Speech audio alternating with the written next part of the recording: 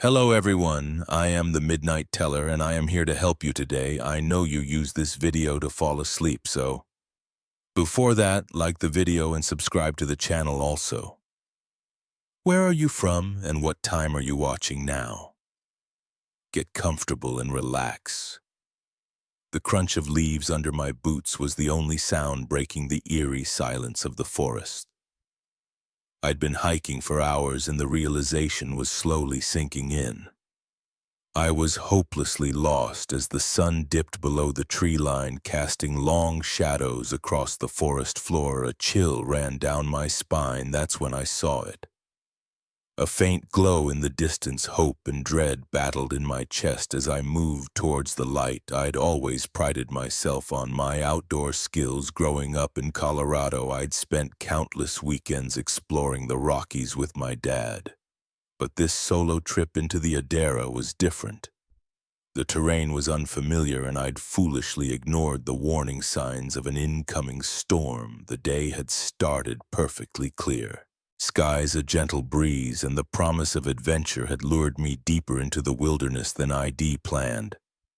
I'd been so caught up in the beauty of my surroundings that I hadn't noticed the gradual shift in the weather. By the time the first raindrops hit, I was miles off the marked trail. I'd tried to retrace my steps, but the rain had washed away any tracks I might have left. The trees all looked the same, an endless sea of green and brown as panic set in. I'd made the cardinal mistake of every lost hiker. I'd started moving faster, more erratically. Each step taking me further from safety now.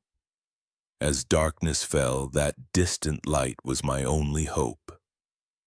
I pushed through the underbrush, ignoring the scratches from branches and the squelch of mud beneath my feet. The light grew stronger and I could make out the flickering of what I hoped was a campfire. As I got closer, I slowed my pace. Something didn't feel right. The campsite, if that's what it was too quiet. No chatter, no sounds of people moving about. Just the crackle of flames and an occasional metallic clang. I crouched behind a large oak, peering around its trunk. What I saw made my blood run cold. It wasn't a campsite, at least. Not any kind I'd ever seen before. 3 large tents formed a semicircle around a roaring fire, but these weren't the colorful nylon tents of hikers. They were heavy-duty military-style setups, complete with camouflage netting around the fire. I could see crates stacked high, some open to reveal the glint of metal. Inside my mind raced, what was this place? Who would set up a camp like this in the middle of nowhere? As my eyes adjusted to the dim light, I noticed movement. A man emerged from one of the tents, rifle slung over his shoulder. He was followed by another, then another. I counted 5 in total. All armed, all moving with a purpose that spoke of military training. I knew I should leave, to back away slowly and run as fast and as far as I could. But curiosity and desperation kept me rooted to the spot. These men might be dangerous, but they also might be my only chance of finding my way out of this forest. As I weighed my options, a gust of wind carried their voices to me. "The shipment's late," one man growled. "If they don't show in the next hour, we move to Plan B." "Relax," another replied. "They know the consequences of screwing us over. They'll be here, shipment consequences." The pit in my stomach grew. Whatever was happening here, it was clear I'd stumbled onto something illegal and potentially deadly. I started to back away, trying to control my breathing and move as silently as possible. But in my haste, I didn't watch where I was stepping. A dry branch snapped under my foot, the crack echoing like a gunshot in the quiet forest. The men at the camp froze. Then, with practiced efficiency, they fanned out, rifles at the ready. I didn't wait to see more. I turned and ran, crashing through the underbrush with no regard for stealth behind me. I could hear shouts and the thunder of boots giving chase. My heart pounded in my chest as I sprinted. Through the dark forest, branches whipped at my face. Roots threatened to trip me with every step, but fear drove me on. I had no idea where I was going, only that I needed to put as much distance between myself and those men as possible. A bullet whizzed past my ear, splintering the bark of a tree just inches from my head. They were shooting at me. The realization gave me a new burst of speed. I zigged and zagged, using the trees for cover as best I could. I don't know how long I ran. Time seemed to lose all meaning in the chaos of the chase. My lungs burned, my legs felt like lead, but I didn't dare stop.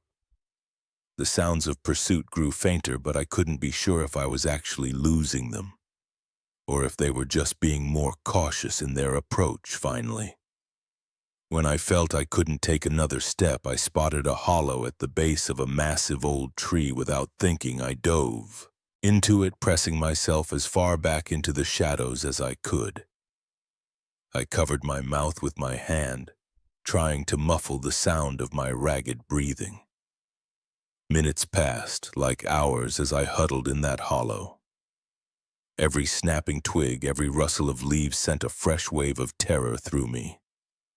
Twice I saw a flashlight beam sweep past my hiding spot. Each time I was certain I'd be discovered, but somehow miraculously they passed me by as the night wore on. The sounds of the search grew more distant. Still, I didn't move. I was too afraid, too exhausted at some point. I must have dozed off, because the next thing I knew, weak sunlight was filtering through the leaves. I cautiously emerged from my hiding spot, every muscle in my body protesting the movement. The forest was quiet now, but not the oppressive silence of the night. Before I could hear birds chirping, small animals scurrying about, normal forest sounds that I never thought I'd be so grateful to hear. I was lost, hungry, and exhausted, but I was alive. And in the light of day, with the immediate danger past, I could think more clearly. I remembered my basic wilderness training: find high ground, look for landmarks. It took me most of the day, but I finally found a trail from there. It was a long, painful hike back to civilization when I finally stumbled into a ranger station. I must have looked like a wild man. The rangers were alarmed but kind. They gave me food, water, and medical attention for my cuts and bruises. I told them everything about getting lost, about the camp I'd found, about being chased through the night. They took my statement seriously, immediately calling in state police and even the FBI. In the days that followed, I learned that I'd stumbled upon a major gun-running operation. The authorities had been trying to track this group for months. My accidental discovery had given them the break they needed to finally shut it down. It's been years since that night in the forest, but I still have nightmares about it. The crack of gunfire, the pounding of boots behind me, the terrifying certainty that each breath could be my last. I still hike, still love the outdoors, but I'm a lot more careful now. I always stick to marked trails, always let someone know where I'm going and when I'll be back. And sometimes when I'm in the woods and the light starts to fade, I can't help but scan the trees, half expecting to see that distant, deceptive glow of a campfire that's anything but welcoming. The glow of my phone screen illuminated the darkened living room as I scrolled through the responses to my ad. 2005 Honda Civic. Good condition, must sell, I needed the cash, and fast. One reply caught my eye. A guy named Mike asking to meet for a test drive. Little did I know that message would lead me into a nightmare I never saw coming. I had always been cautious about meeting strangers from the internet, but desperation has a way of clouding your judgment. My rent was due, and the extra cash from selling my old car would be a lifesaver. So when Mike suggested meeting at a quiet park just outside of town for the test drive, I pushed aside my misgivings and agreed. The day of the meeting dawned bright and clear. I gave the Civic a quick wash, hoping the gleaming blue paint would help seal the deal. As I drove to the meeting spot, I rehearsed my sales pitch in my head. Low mileage, regular oil changes, great gas. mileage. I was so focused on making the sale that I didn't notice how the houses grew sparse and the road narrowed as I approached the park. I pulled into the small gravel lot and checked my watch 10 minutes early. Perfect. I got out and leaned against the car, trying to look casual. As I scanned the empty park, it was quieter than I expected, with only the rustle of leaves and distant bird calls breaking the silence. A few minutes later, a black SUV pulled in. A man got out, tall, probably in his mid-30s, with close-cropped hair and a friendly smile. He walked over, hand extended. "Hey, you must be Alex, I'm Mike." We shook hands and I launched into my rehearsed spiel about the car. Mike nodded along, asking all the right questions about mileage and maintenance. He seemed genuinely interested and I started to relax. "Maybe I'd been paranoid for nothing. Mind if we take it for a spin?" Mike asked, gesturing down the road. "Sure thing," I replied, tossing him the keys. "There's a nice loop around the lake if you want to really put it through its paces." Mike slid into the driver's seat and I got in on the passenger side as we pulled out of the lot. I noticed his SUV had out-of-state plates. I was about to ask where he was from when he suddenly accelerated, tires squealing on the pavement. "Whoa, take it easy." I laughed nervously. "She's not a race car." Mike didn't respond. His eyes were fixed on the road ahead, his knuckles white on the steering wheel. The speedometer crept past 60, then 70. Trees whipped by in a green blur. "Seriously, man, slow down," I said, my heart starting to race. "You're going to get us, buh." He turned to look at me then, and the friendly smile was gone. In its place was something cold, calculating. Fear gripped my chest as I realized I'd made a terrible mistake. "You're not going anywhere," Mike said, his voice low and menacing. I reached for the door handle but he swerved sharply, throwing me against the window. Stars exploded in my vision as my head connected with the glass. By the time I regained my senses, we were turning onto a dirt road I didn't recognize. "Listen, just take the car," I stammered. "I won't call the cops, I swear, just let me out here." Mike laughed, a harsh sound that sent chills down my spine. "Oh, this isn't about the car, Alex, this is about you." My mind raced, trying to make sense of what was happening. Did I know this guy? Had I wronged him somehow? But I was certain I'd never seen him before today.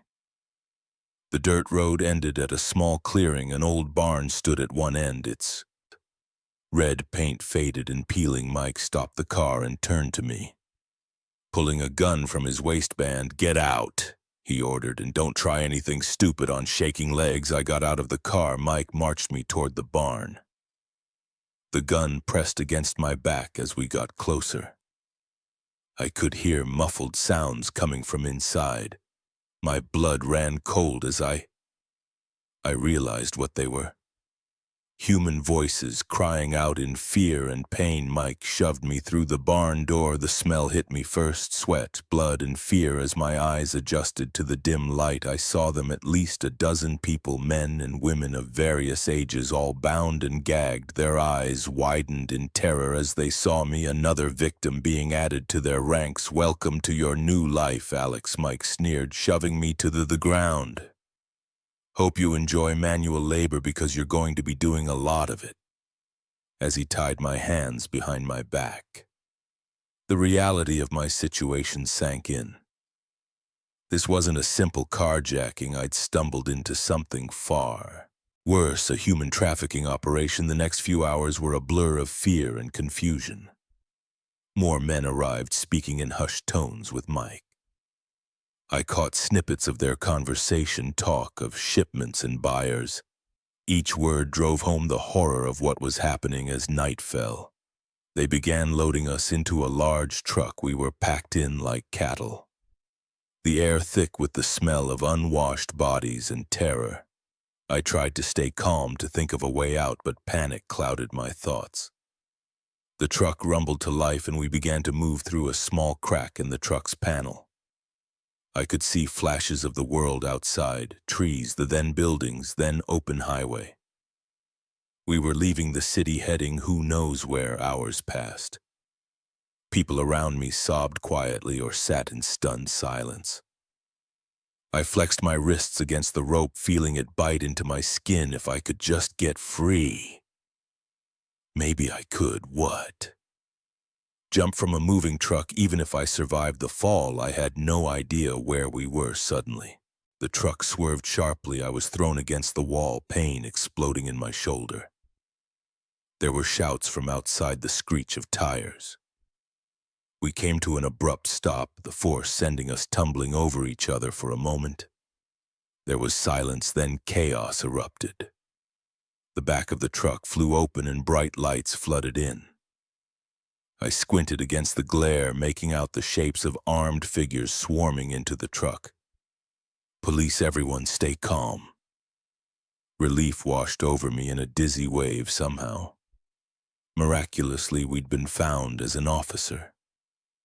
Cut the ropes from my wrists. The full weight of what I'd just been through hit me. I broke down, sobbing uncontrollably. The next few days were a whirlwind of police statements, medical checkups, and tearful reunions with my frantic family. I learned that the police had been tracking this trafficking ring for months. My chance encounter with Mike had led them right to the operation's heart. Whose real name turned out to be Eric Lawson, was arrested, along with several others. The park where we'd met was a common pickup point for their victims. They'd been using online marketplaces to lure people to remote locations, counting on the victims' desire for a good deal to override their caution. Sat in my living room staring at the forum sign still propped against my old Civic in the driveway.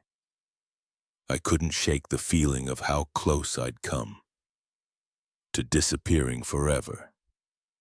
The car that I'd been so desperate to sell had nearly cost me everything. In the weeks that followed, I threw myself into therapy and support groups for survivors of trafficking attempts. Slowly, I began to heal. I learned to trust again, to not see danger in every stranger. But I also learned the value of trusting my instincts, of listening to that little voice that says, "Something's not right here. I still have my Civic. I can't bring myself to sell it now."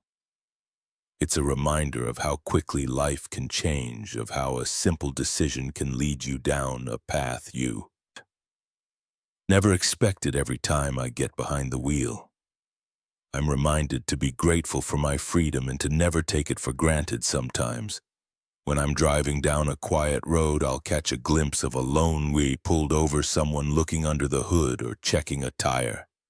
And for a split second, I'll be back in that park meeting a stranger with a friendly smile and evil intentions. In those moments, I say a silent prayer for all those who weren't as lucky as I was. And I promise myself to always be vigilant, to always be aware, because the truth is, danger doesn't always announce itself. Sometimes it comes with a smile and a handshake, with a too good to be true offer. And sometimes the difference between safety and unimaginable horror is as simple as where you choose to meet a stranger for a test drive. The zipper of my tent seemed impossibly loud. In the stillness of the night, I froze my hand. Halfway through the motion, straining my ears, there it was, again, a twig snapping. Leaves rustling. Something was out there, circling my campsite. And whatever it wasn't just some curious raccoon. I'd always loved camping alone. There's a special kind of peace you find when it's just you and nature, miles from the nearest hint of civilization. At least that's what I used to think. Now, as I lay in my sleeping bag, heart thundering in my chest, I was starting to reconsider my stance on solitude. The day had started like any other solo camping trip. I'd hiked deep into the Ozarks, revving in the lush green canopy and the songs of birds I couldn't name. By late afternoon, I'd found the perfect spot to set up camp, a small clearing near a babbling stream sheltered by towering oaks. As I de-pitched my tent and gathered firewood, I'd felt that familiar sense of contentment wash over me. This was where I belonged, away from the noise and stress of city life. I'd cooked a simple meal over the campfire, watching the sunset paint the sky in brilliant oranges and pinks. But as darkness fell, an uneasy feeling had started to creep in. Maybe it was the way the wind had died down, leaving an eerie silence in its wake. Or maybe it was the strange call I'd heard just as I was dousing the fire, not quite a wolf, not quite a coyote, but something in between. I'd tried to shake it off, telling myself I was letting my imagination run wild. I'd crawled into my tent, zipping it up tight as if that thin layer of nylon could protect me from whatever dangers lurked in the forest. Sleep had come fit, fully filled with half-formed dreams of shadowy figures and glowing eyes. And now, in the dead of night, those dreams seemed to be taking shape in the waking world, another snap closer this time. My breath caught in my throat. Whatever was out there, it was getting bolder. I needed to see what I was dealing with. Slowly, careful not to make any sudden movements. I reached for my flashlight. The beam cut through the darkness as I shone it through the mesh window of my tent. For a moment, all I could see were the familiar shapes of trees and underbrush. Then a flash of movement caught my eye. There at the edge of the clearing stood a figure, humanoid in shape, but wrong somehow. Too tall, too thin. Its proportions subtly off in a way that sent shivers down my spine, and it was staring directly at me. I blinked, sure I must be seeing things, but when my eyes opened, it was still there. Motionless, watching. Fight or flight kicked in and flight won out.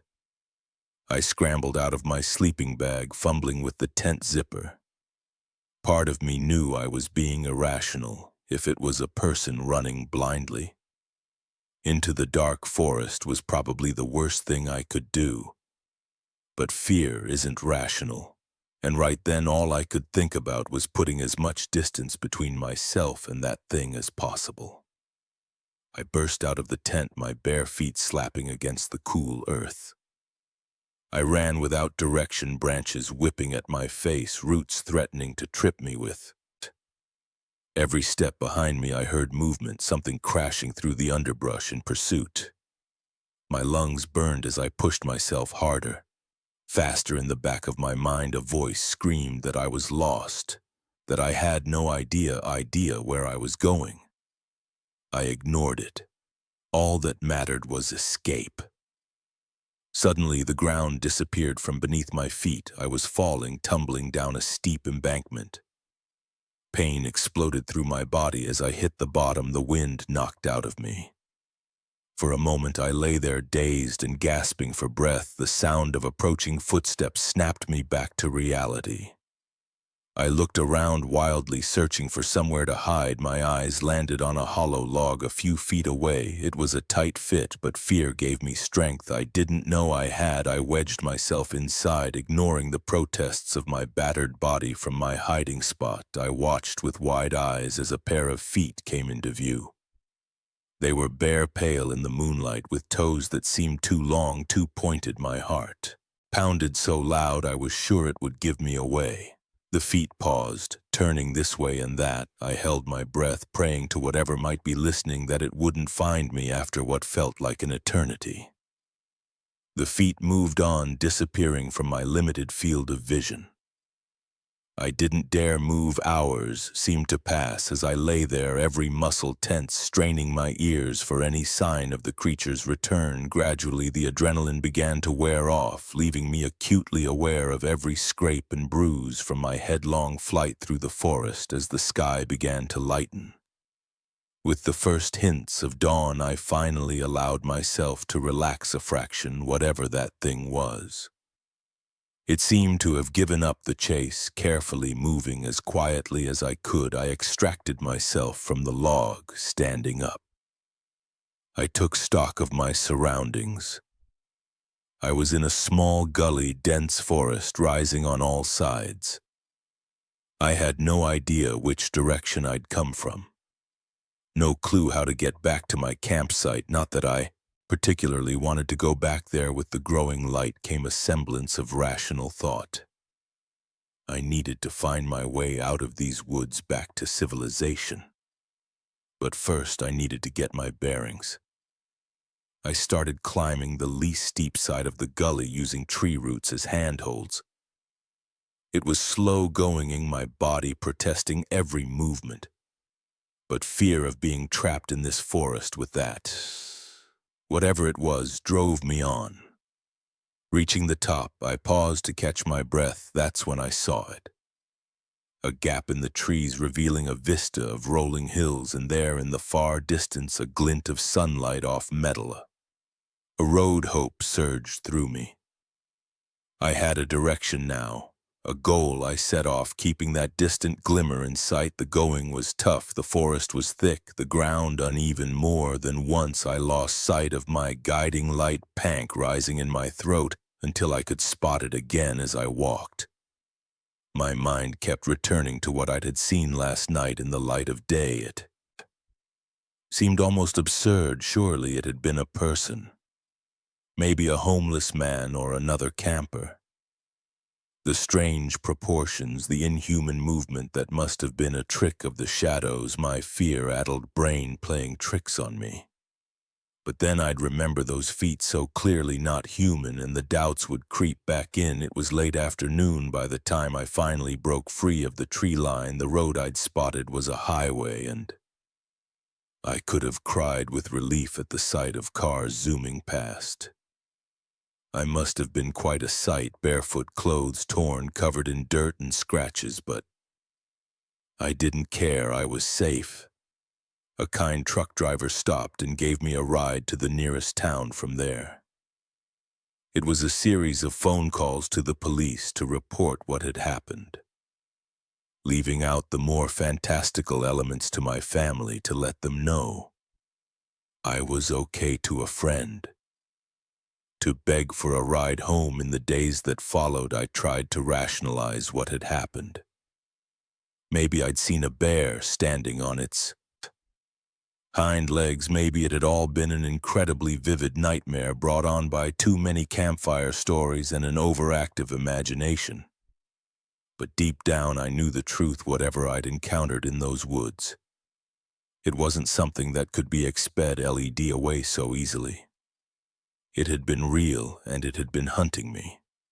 I haven't been camping since that night. My tent and sleeping bag gathered dust in a closet. A reminder of a hobby I once loved but can no longer bring myself to enjoy. Sometimes on quiet nights when the wind whispers through the trees outside my window, I find myself tensing up, straining my ears for the snap of a twig or the rustle of leaves, and sometimes in my dreams I'm back in that forest running. Always running with the certainty that if I look back I'll see that figure again, tall, thin, wrong, watching me with eyes that gleam with inhuman intelligence. I wake from these dreams in a cold sweat, my heart racing, and as I lie there in the dark trying to calm my breathing, a part of me wonders if I saw that figure standing at the foot of my bed watching me sleep. Would I even be surprised? Because the truth is, once you've seen something like that, you can never truly unsee it. The veil between our world and whatever lies beyond has been lifted, if only for a moment, and you're left with the unshakable knowledge that sometimes when you're alone in the wilderness, you're not really alone at all. The key felt unnaturally heavy in my hand as I stood before the towering oak doors of the Blackwood mansion. A cool breeze whispered through the overgrown gardens, carrying with it the faint scent of decay. I swallowed hard, fighting the urge to turn and run. It was just a house, I told myself, just a job, but as I slid the key into the lock, I couldn't shake the feeling that I was opening the door to something far more sinister than I could imagine. I'd been desperate for work when I saw the ad online: house sitter needed for historic estate. Good pay, minimal responsibilities. It had seemed too good to be true, and maybe it was, but Beggars can't be choosers, and my bank account was screaming for relief. The owners, Mr. and Mrs. Blackwood, were an elderly couple who split their time between their various properties. They'd conducted the interview over video chat, their faces partially obscured by poor lighting and worse internet connection. They seemed nice enough, if a bit eccentric. Their instructions had been simple: maintain the grounds, ensure the house stays in good condition, and under no circumstances enter the east wing of the third floor. That last bit had raised a red flag, but the promise of a generous paycheck had quickly silenced my doubts now. As I stepped into the cavernous foyer, those doubts came rushing back with a vengeance. The interior of the mansion was like stepping back in time. Heavy velvet drapes blocked out most of the natural light, leaving the space in a perpetual twilight. Ornate furniture draped in white sheets loomed like ghosts in the shadows. The air was thick with the musty smell of disuse, tinged with something I couldn't quite place, something metallic and vaguely unpleasant. I spent that first day exploring the parts of the house I was allowed to enter, familiarizing myself with the layout. The kitchen was a mix of modern appliances and antique fixtures. The library was filled floor to ceiling with leather-bound books, their spines cracked with age. Each room seemed to hold countless secrets, whispers of a bygone era. As night fell, I retreated to the small bedroom the Blackwoods had designated as my living quarters. It was comfortable enough, with a 4-poster bed and a writing desk by the window. But as I lay there in the darkness trying to sleep, I couldn't shake the feeling of being watched. The first week passed without incident. I settled into a routine of cleaning, minor repairs, and long walks through the sprawling gardens, but always know in the back of my mind was the forbidden East Wing.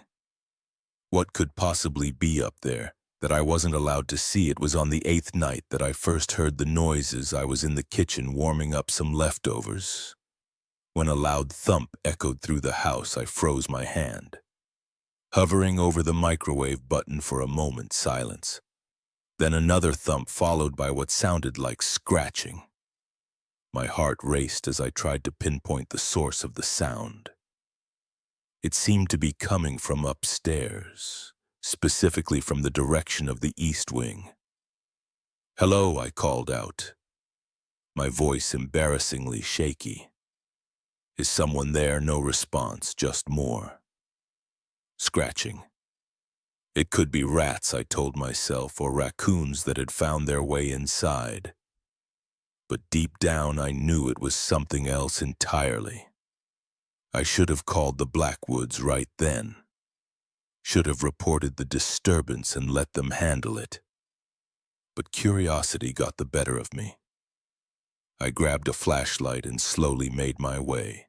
Upstairs, the 3rd floor was darker than the rest of the house. The air noticeably colder. As I approached the East Wing, the scratching grew louder. It was coming from behind a heavy wooden door at the end of the hallway. A door secured with a padlock that looked far too new compared to the rest of the house's antique fixtures. I stood there for what felt like hours, my hand hovering over the padlock. Wearing with myself, the Blackwoods warning echoed in my mind. But so did the scratching, insistent and somehow desperate. In the end, curiosity won out. I ran back downstairs and grabbed a set of bolt cutters from the tool shed the padlock put up. Little resistance, the door creaked open, revealing a long, dark hallway. The scratching had stopped, replaced by an eerie slint. I took a deep breath and stepped inside my flashlight beam. Cutting through the gloom, the first thing that hit me was the smell. That metallic scent I'd noticed when I first entered the house was much stronger here, mixed with the unmistakable stench of rot. I gagged, fighting the urge to retreat. The beam of my flashlight revealed peeling wallpaper and threadbare carpets, but it was the walls that truly caught my attention. They were covered in strange symbols carved directly into the plaster. Some I recognized from my limited knowledge of the occult pentagrams, eyes of Horus, and other mystical signs. Others were completely foreign to me, their twisted forms sending shivers down my spine. At the end of the hallway was another door, this one slightly ajar. As I approached, I heard a sound that made my blood run cold, a low, guttural growl followed by the rattle of chains. Every instinct screamed at me to run, to get as far away from this place as possible, but something compelled me forward. I pushed the door open, my flashlight illuminating the room beyond. What I saw in that room will haunt me for the rest of my days. It was some kind of laboratory filled with arcane equipment and jars of unidentifiable specimens. In the center of the room was a large metal table, and on that table I still struggle to describe it. It was vaguely humanoid, but wrong in every possible way. Its limbs were two long joints bending at him impossible angles. The skin was a sickly gray, stretched tight over a frame that seemed to be constantly shifting, and its face, God, its face, where there should have been features, there was only a mass of writhing tentacles. The creature was chained to the table, but as my light fell upon it, it began to thrash wildly. The chains groaned under the strain, and then it spoke in a voice that was somehow both a whisper and a scream. Free me. I stumbled backward, my mind reeling. This couldn't be real. It had to be some kind of hallucination, a waking nightmare brought on by stress and isolation. But the creature's struggles were all too real. One of the chains snapped with a sound like a gunshot. I didn't wait to see what would happen. Next, I turned and ran, slamming the door behind me. I flew down the stairs, my only thought to get out of the house. But as I reached the foyer, I came face to face with Mr. and Mrs. Blackwood. They stood there eerily calm, as if finding their house-sitter fleeing in terror was an everyday occurrence. Mr. Blackwood's eyes flicked to the bolt cutter still clutched in my hand, and his expression hardened. "You've seen it, haven't you?" Mrs. Blackwood asked, her voice devoid of emotion. I nodded, unable to form words. "Such a pity." Mr. Blackwood sighed. "We had high hope for you, but I suppose there's no helping it now." As he spoke, I noticed something odd about their appearances. Their skins seemed to ripple and shift, like there was something moving underneath. With dawning horror, I realized the truth. The creature upstairs wasn't their prisoner or their experiment. It was their child, and they were no more human than it was. I didn't wait for them to make a move. I shoved past them and out the front door, running as fast as my legs could carry me. I didn't stop until I reached my car, parked half a mile down the road. As I sped away from Blackwood Mansion, my mind raced with questions. What were those things? Where did they come from, and how many more were out there hiding behind human facades? I've spent the years since that night trying to forget what I saw in that house. I've moved cities, changed my name, done everything I can to disappear, but sometimes when I close my eyes, I can still hear that creature's voice. Still smell that metallic stench, and sometimes when I pass a stately old house with drawn curtains and overgrown gardens, I can't help but wonder what secrets are hiding behind those walls, what horrors are waiting to be unleashed upon an unsuspecting world. I may never know the full truth about the Blackwoods and their monstrous offspring, but one thing I know for certain: I'll never again take a job without asking a lot more questions first, because sometimes the most terrifying things aren't the monsters hiding in the shadows. They're the ones hiding in plain sight, wearing human faces and offering you the key to their home. The headlights appeared in my rearview mirror like twin specters piercing through the darkness of the desert night. At first, I thought nothing of it. Just another traveler on this lonely stretch of highway, but as the minutes ticked by and the car behind me maintained its unnervingly constant distance, a seed of unease began to grow in the pit of my stomach. Little did I know this was the beginning of a night that would push me to the very edge of terror and survival. I'd been driving for hours, making my way across the vast expanse of Nevada on my way to a new job in California. The monotony of the desert landscape had long since blurred into a never-ending sea of scrub brush and sand, broken only by the occasional neon oasis of a gas station or diner. It was late, well past midnight, and fatigue was starting to set in. I'd been considering pulling over at the next rest stop to catch a few hours of sleep. When those headlights first appeared at the time, I was almost grateful for their presence. Another soul out here in the middle of nowhere. It made me feel a little less alone, but as the miles rolled by, and the car behind me neither passed nor fell back, that initial comfort morphed into something else entirely. I found myself glancing more and more frequently at my rear view mirror, trying to make out any details of the vehicle or its driver. The glare of the headlights made it impossible to see anything clearly, just a dark silhouette that seemed to grow more menacing with each passing it. I tried to rationalize it. Maybe they were just as tired as I was, using my taillights as a guide to stay on the road. Or perhaps they were nervous about passing on this narrow two-lane highway. But no matter how I tried to explain it away, that nagging feeling of wrongness persisted, deciding to test my theory. I eased off the gas, letting my speed drop from 70 to 60, then 50.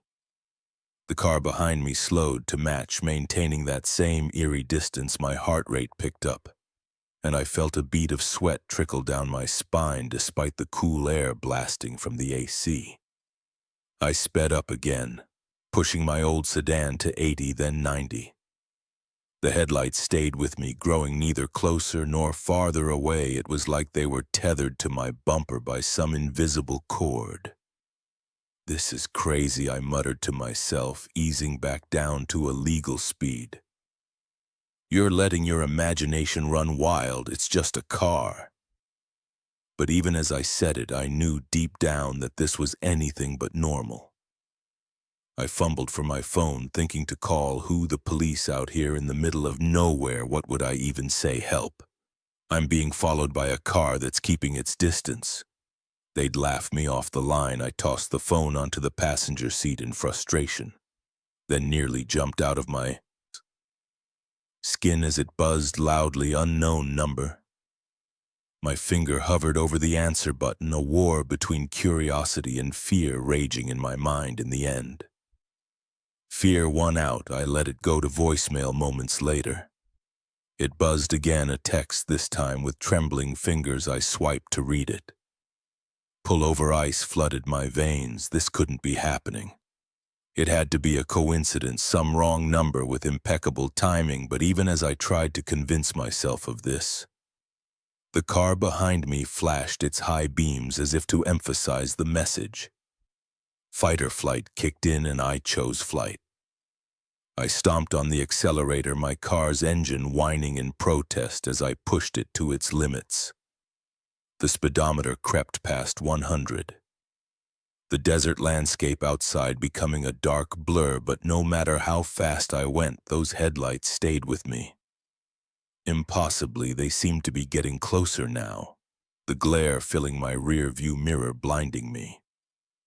I was so focused on the rear view mirror that I almost missed the sharp bend in the road ahead. I wrenched the steering wheel, tires squealing as I barely made the turn for a heart-stopping moment. I thought I was going to flip, but somehow I maintained control. The headlights behind me swung wide, and for a brief, hopeful moment I thought I'd lost them. But they recovered quickly, once again taking up their position behind me. My phone buzzed again against my better judgment. I glanced at it. "You can't escape." A sob of fear escaped my throat. This wasn't real. It couldn't be real. These things didn't happen in real life. Up ahead, I saw salvation, a gas station, its fluorescent lights cutting through the darkness like a lighthouse beacon. I didn't care that it looked old and run down. It was civilization safety. I took the exit at speeds that sent my car fishtailing gravel, pinging against the undercarriage as I skidded into the parking lot. I screeched to a halt next to a gas pump and leapt out of the car, ready to run inside and beg for help, but as I turned back to the road, my blood ran cold. There was no one there. The highway stretched out empty and silent in both directions. No headlights, no menacing car, nothing had I imagined it all was. I so tired that I'd conjured up this entire scenario in my fatigued mind, shaken and confused. I made my way inside the gas station. The fluorescent lights buzzed overhead, casting a sickly glow over rows of snacks and drinks behind the counter. An old man dozed in a chair, his chin resting on his chest. "Excuse me?" I said, my voice quavering. I think I'm being followed." The old man's eyes cracked open, regarding me with a mixture of annoyance and concern. "I'll followed you. Say ain't seen another car out here for hours." I tried to explain what had happened, but even to my own ears it sounded absurd. The old man listened patiently, then shook his head. "Sounds to me like you need some rest, young fella. There's a motel about 20 minutes up the road. Why don't you fuel up and head there?" Feeling foolish but still shaken, I nodded and went back outside to pump gas as the numbers on the pump ticked upward. I scanned the dark highway, half expecting to see those headlights reappear, but there was nothing. I paid for the gas and a large coffee, then got back on the road, determined to make it to the motel. The old man's words had reassured me somewhat, and I was starting to believe that maybe I had just let my imagination get the better of me. That belief lasted all of 5 minutes as I merged back onto the highway.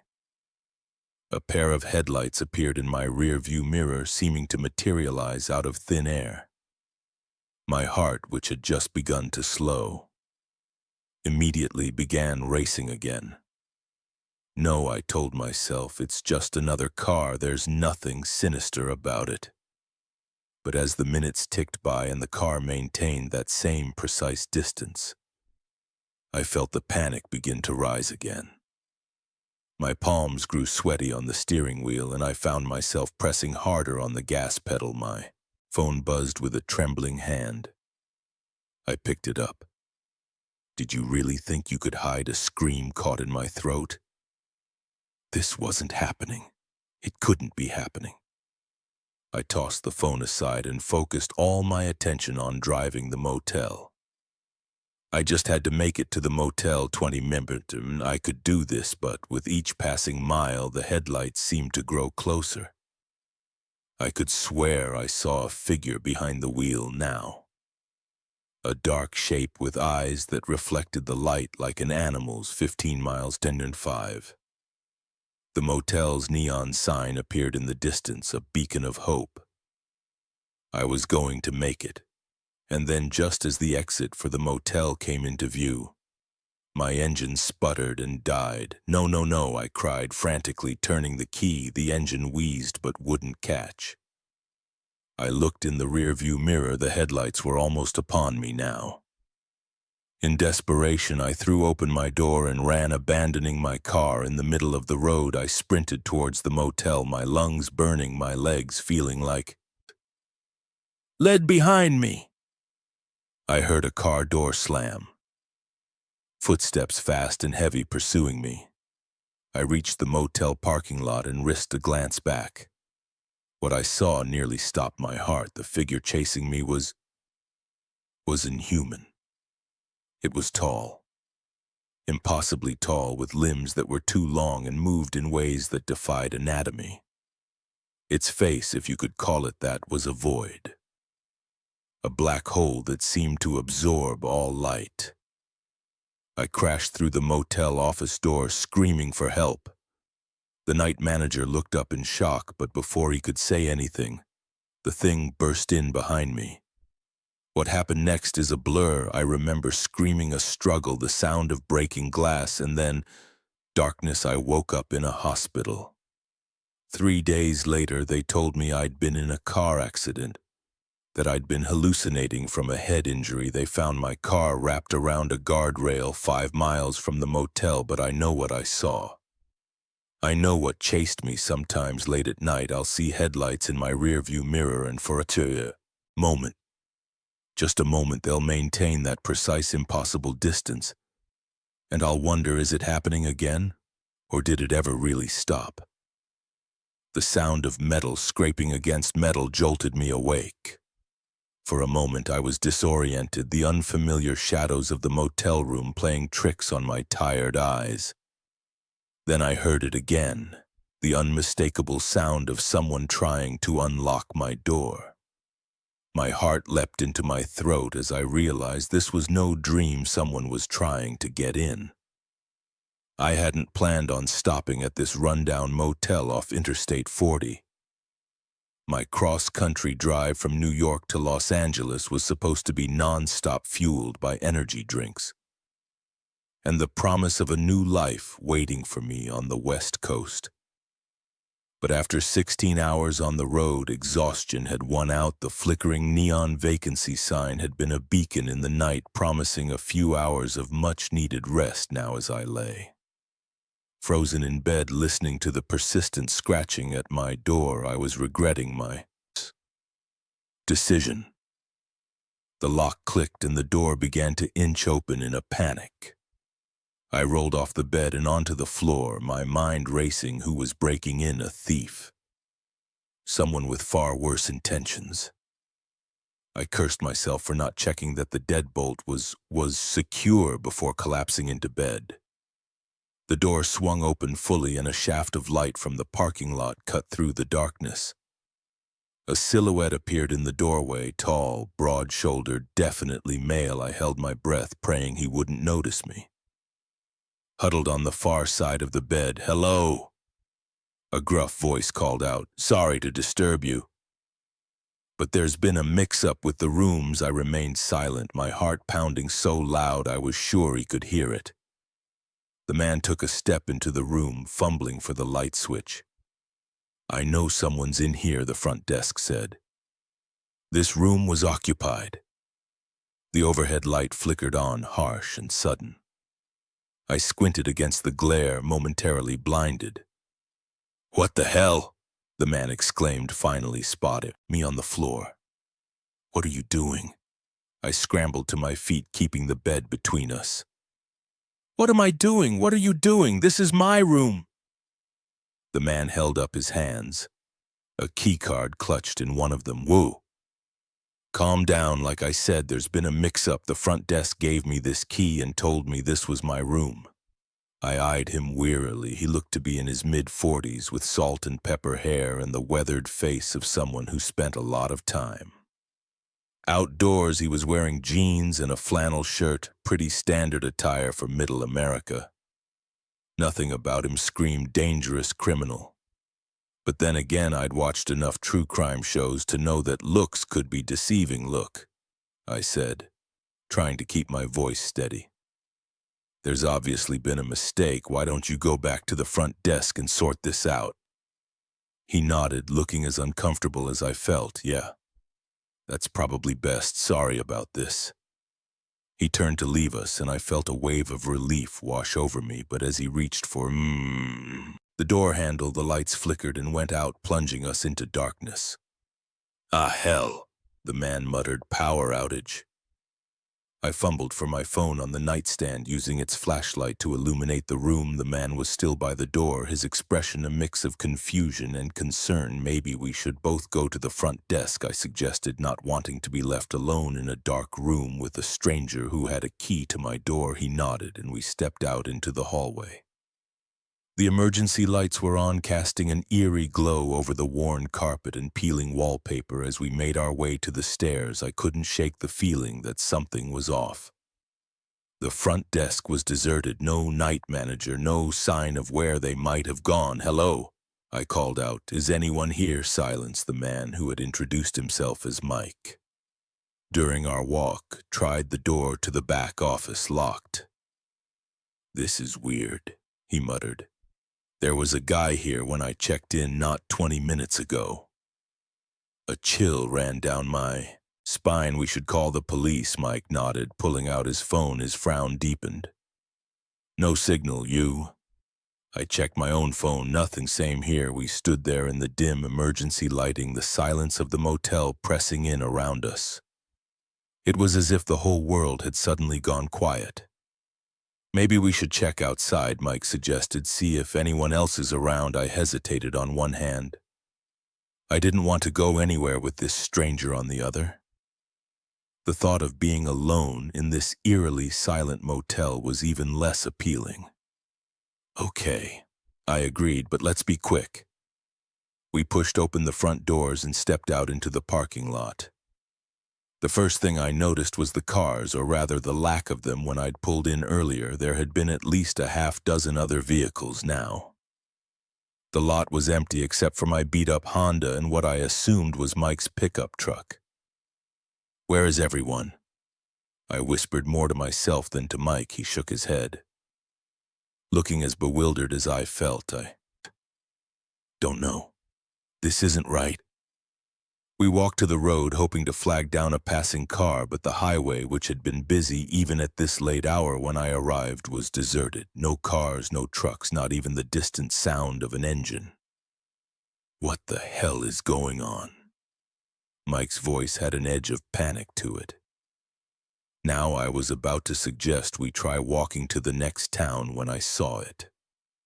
A flicker of movement in the shadows across the road. I squinted, trying to make out what it was. A Mike, I said, my voice barely above a whisper.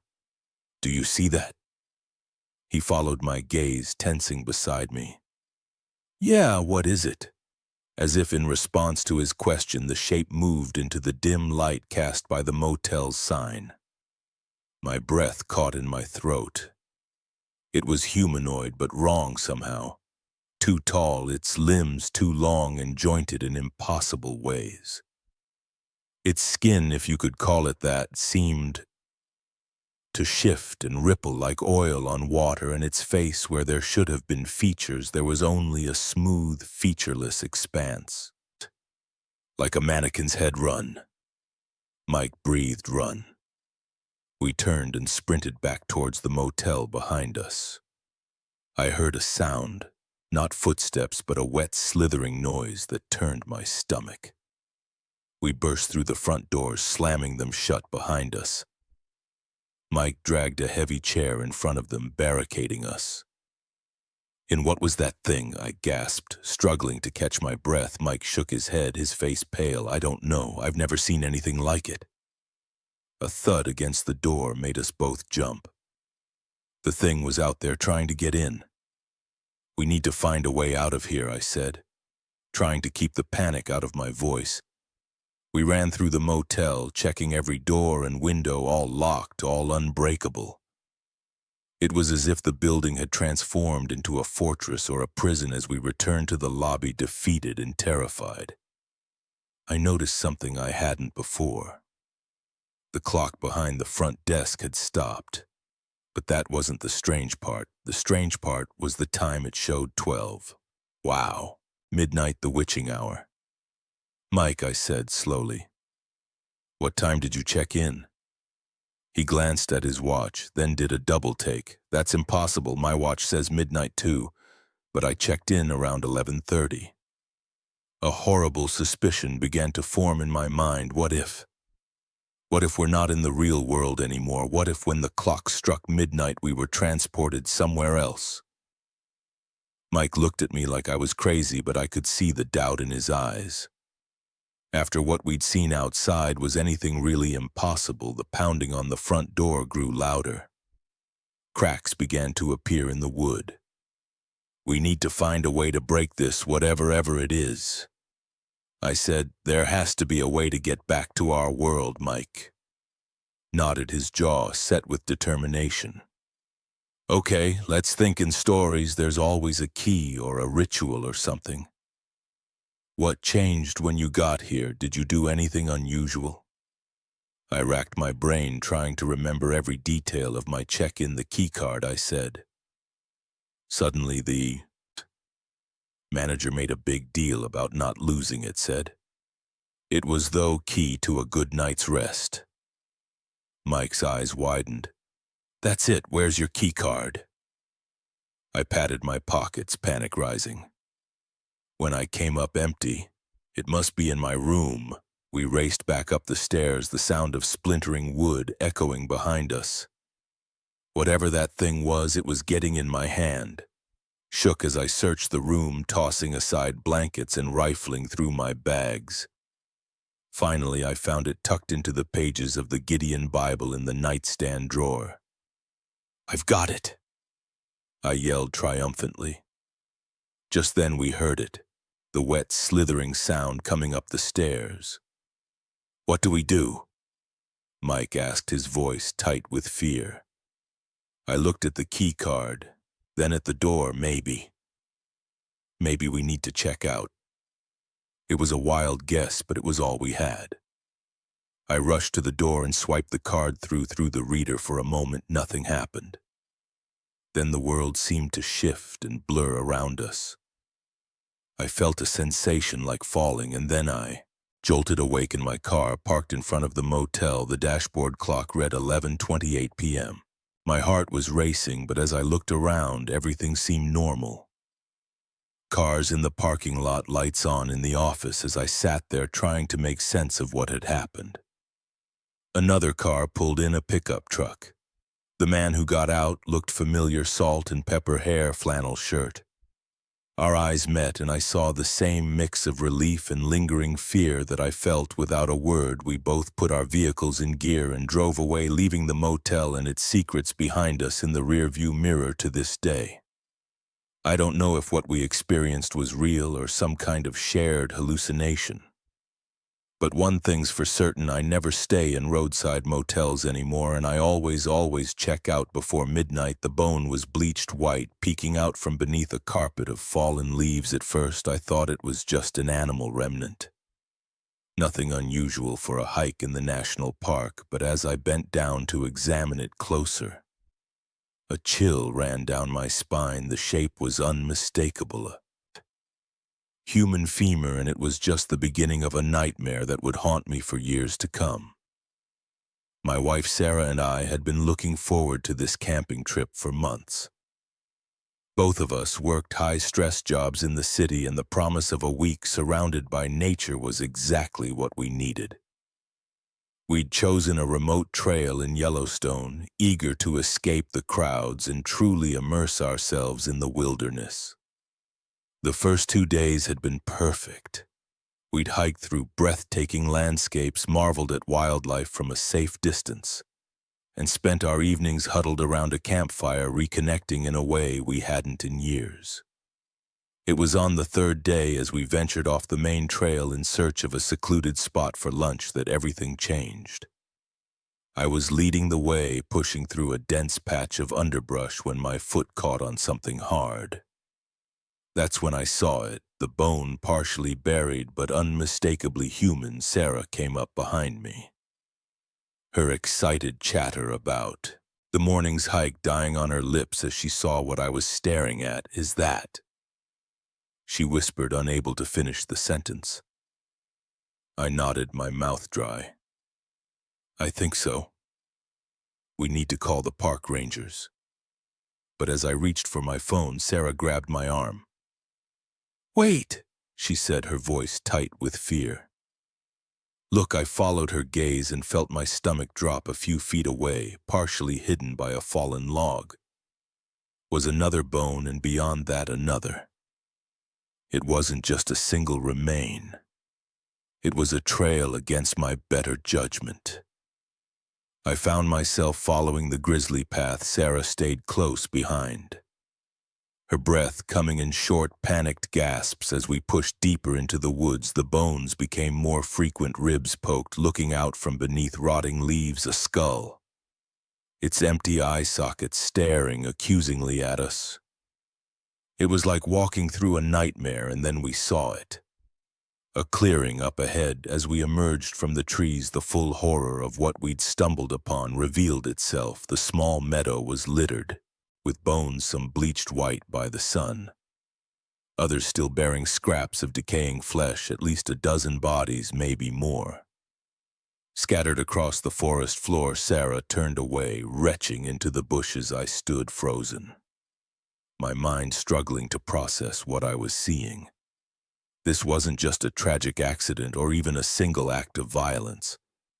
This was something much worse, a dumping ground, a killing field. We need to get out of here. Sarah gasped, wiping her mouth now. I nodded, finally snapping out of my shock. We turned to leave, but a sound stopped at us in our tracks. A twig snapping, followed by the rustle of leaves. Someone or something was coming without a word. We dove behind a large fallen tree, pressing ourselves into the damp earth. I could feel Sarah trembling beside me, and I reached out to squeeze her hand, as much to comfort myself as her two men entered the clearing, their hushed voices carrying clearly in the still air. They were dressed in hunting gear, but the rifles they carried weren't any kind of hunting weapons I'd ever seen. Military grade with scopes and suppressors. Boss ain't going to be happy, one of them growled. Told us to clean this place up weeks ago. The other spat on the ground. Ain't our fault, the ground's too hard to dig. Besides, animals usually take care of most of it. I felt Sarah stiffen beside me, and I knew she was fighting the urge to be sick again. I couldn't blame her. The casual way these men discussed the disposal of human remains made my skin crawl. Well, we better get to it, the first man said. Don't want anyone stumbling across this place too late, I thought grimly as the men began their grisly task. Sarah and I stayed hidden, hardly daring to breathe. Hours seemed to pass, though it was probably only minutes. Finally, the men finished whatever they'd come to do and left the clearing. We waited until we could no longer hear their footsteps before cautiously emerging from our hiding spot. The clearing looked different. Now fewer visible bones, more freshly turned earth. They'd been burying the remains. We have to tell someone, Sarah whispered, her face pale but determined. I nodded, but as I reached for my phone again, a horrible realization hit me. No signal, I muttered, showing her the screen. Mine neither, she said, checking her own device. What do we do?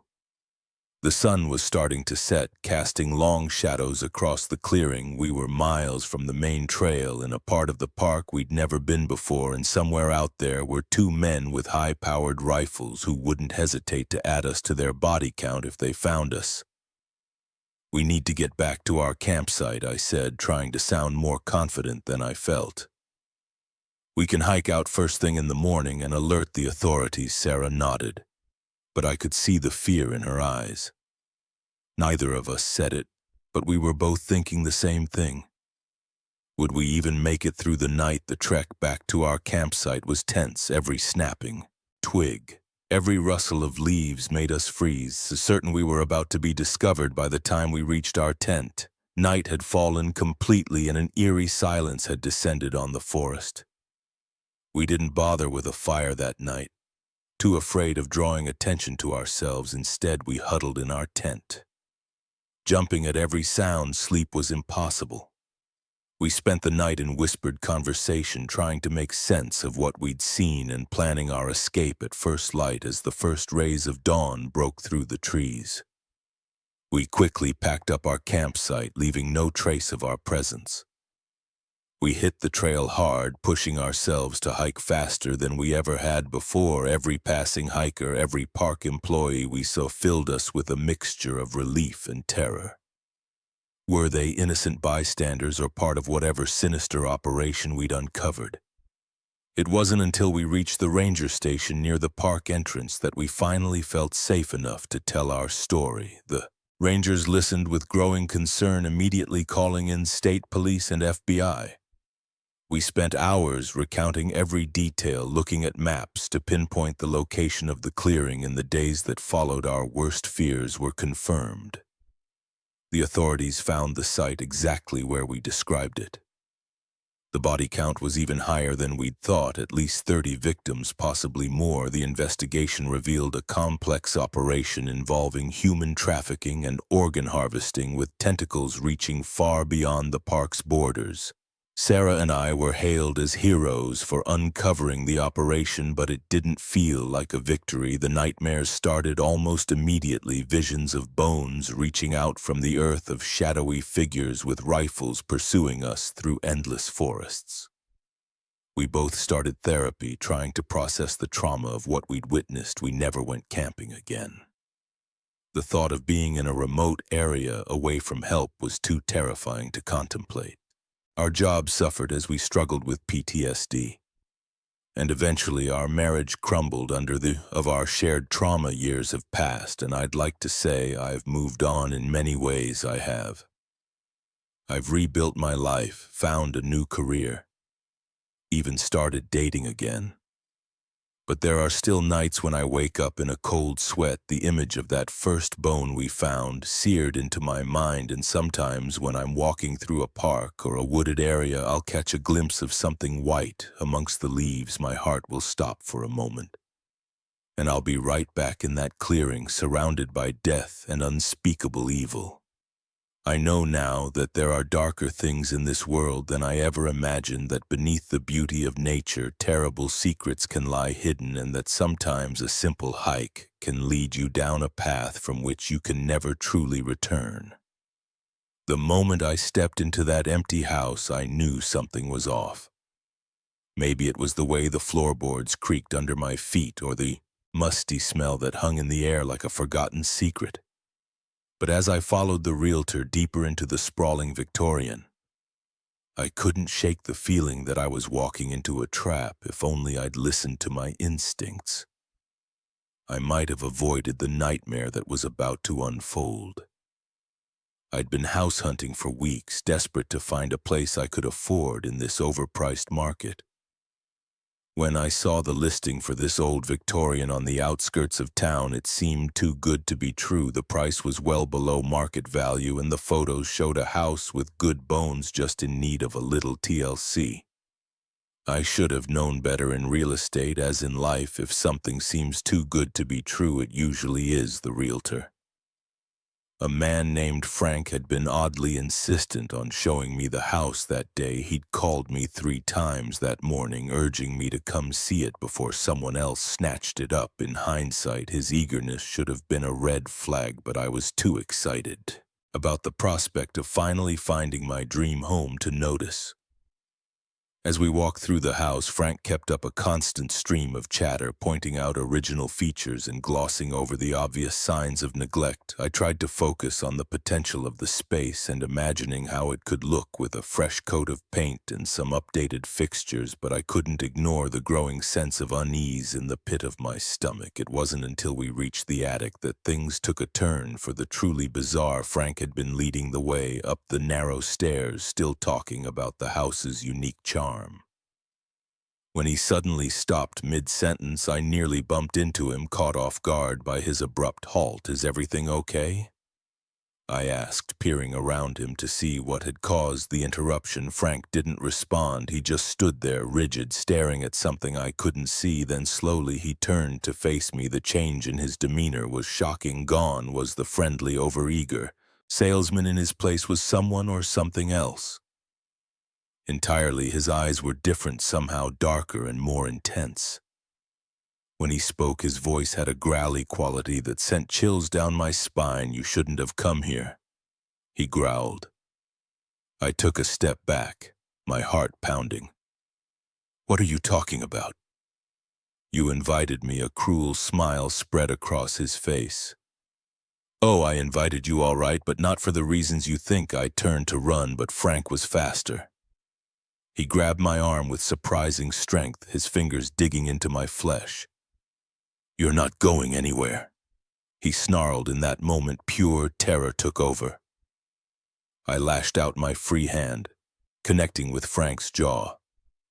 The impact surprised him enough to loosen his grip, and I took advantage of the moment to wrench myself free. I stumbled down the attic stairs, nearly falling in my haste to escape. I could hear Frank behind me. His footsteps heavy on the old wooden steps, I ran through the house, my earlier tour now serving as a mental map as I sought the quickest way out. But as I reached the front door, my heart sank. It was locked and not with any lock. I recognized the door seemed to have fused shut, as if the house itself was conspiring to keep me trapped. Panic rising in my throat, I turned to the windows, but they too were sealed. The glass unnaturally strong as I pounded against it with all my strength. I was trapped. Frank's laughter echoed through the house, growing closer. "Did you really think it would be that easy?" he called out. "This house has been waiting for someone like you for a very long time." I ran from room to room, desperately seeking a way out. But every potential escape route was blocked. It was as if the house was shifting around me, corridors lengthening, doors disappearing. I found myself in the kitchen, cornered as Frank's footsteps grew ever closer frantically. I searched for a weapon, anything I could use to defend myself. My hand closed around a heavy cast iron skillet just as Frank appeared in the doorway, but the man, if he could still be called that, standing before me barely resembled the realtor I'd met earlier. His skin had taken on a grayish purr. His features twisted into something inhuman, and his eyes were completely black, like empty voids. "What are you?" I whispered, my voice shaking. Frank, or the thing wearing Frank's face, grinned, revealing rows of sharp-pointed teeth. "I am the caretaker," it said in a voice that seemed to echo from somewhere deep and dark, "and you, my dear, are the sacrifice this house has been waiting for." It lunged at me, moving with impossible speed. I swung the skillet with all my might, connecting with its head with a sickening crunch. The thing that had been Frank staggered back, black iron oozing from the wound, but it didn't fall. Instead, it laughed, a sound that seemed to come from the very walls of the house. "Oh, you're a fighter," it said, sounding almost pleased. "Good, that will make this so much more enjoyable." I didn't wait to hear more. I ran past it, ducking under its grasping arms and fleeing back into the mosaic corridors of the house. I could hear it behind me, its laughter mixing with the creaking and groaning of the house around me as I ran.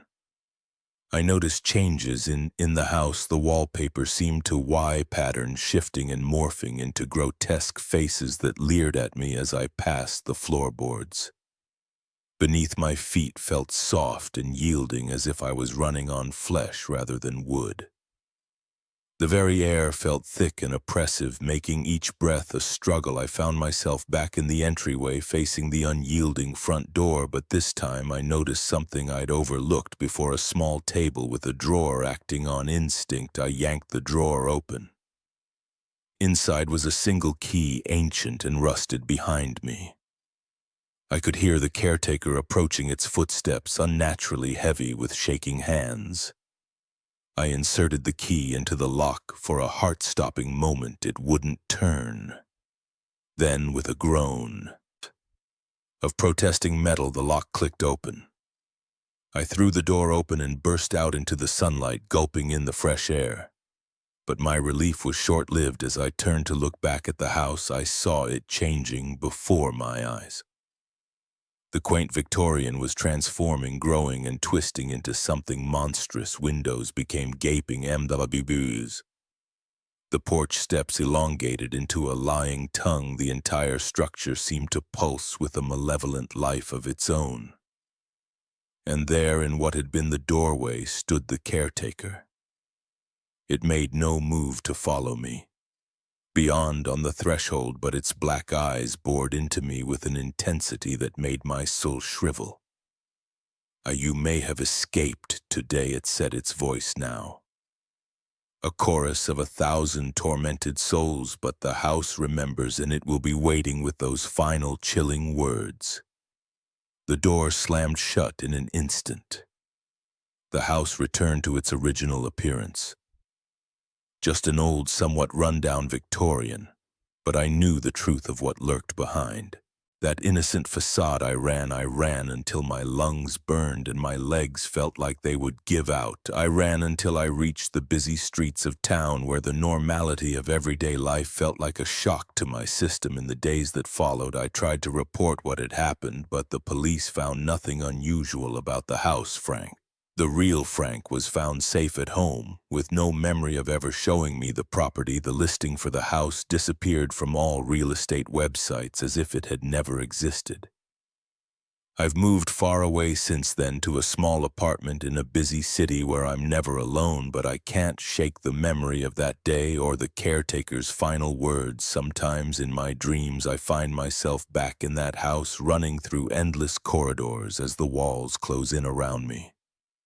And always I hear that chilling laughter echoing in the darkness. I know now that there are places in this world that aren't meant for us, houses that hunger for more than just inhabitants, and I live with the constant fear that one day when I least expect it, I'll turn a corner and find myself facing that old Victorian once again, because the house remembers and it's waiting. The graffiti on the walls seemed to shimmer in the beam of my flashlight, spelling out a warning that made my blood run cold. Get out while you still can. I turned to share my discovery with my friends, but the words died in my throat as I realized I was alone. The abandoned building, which had moments ago echoed with our excited chatter and laughter, was now eerily silent. And somewhere in the darkness I heard the unmistakable sound of footsteps approaching. It had started as a dare, a way to break up the monotony of another boring Saturday night in our small town. There were 5 of us: me, my best friend Jake, his girlfriend Mia, and our classmates Chris and Sarah. We'd heard rumors about the old Blackwood factory on the outskirts of town, how it was haunted by the ghosts of workers who had died in a tragic accident decades ago. None of us really believed in ghosts, but the thrill of exploring a forbidden place was too tempting to resist. We'd waited until well after midnight before making our move. Parking Jake's beat-up Corolla a block away and sneaking through a hole in the chain-link fence surrounding the property, the factory loomed before us, a hulking silhouette against the star-studded sky windows. Like dead eyes stared down at us. And for a moment I felt a flicker of apprehension. But then Jake made a joke about horror movie cliches and we all laughed. The tension broke in. The interior of the factory was a maze of rusted machinery and crumbling walls.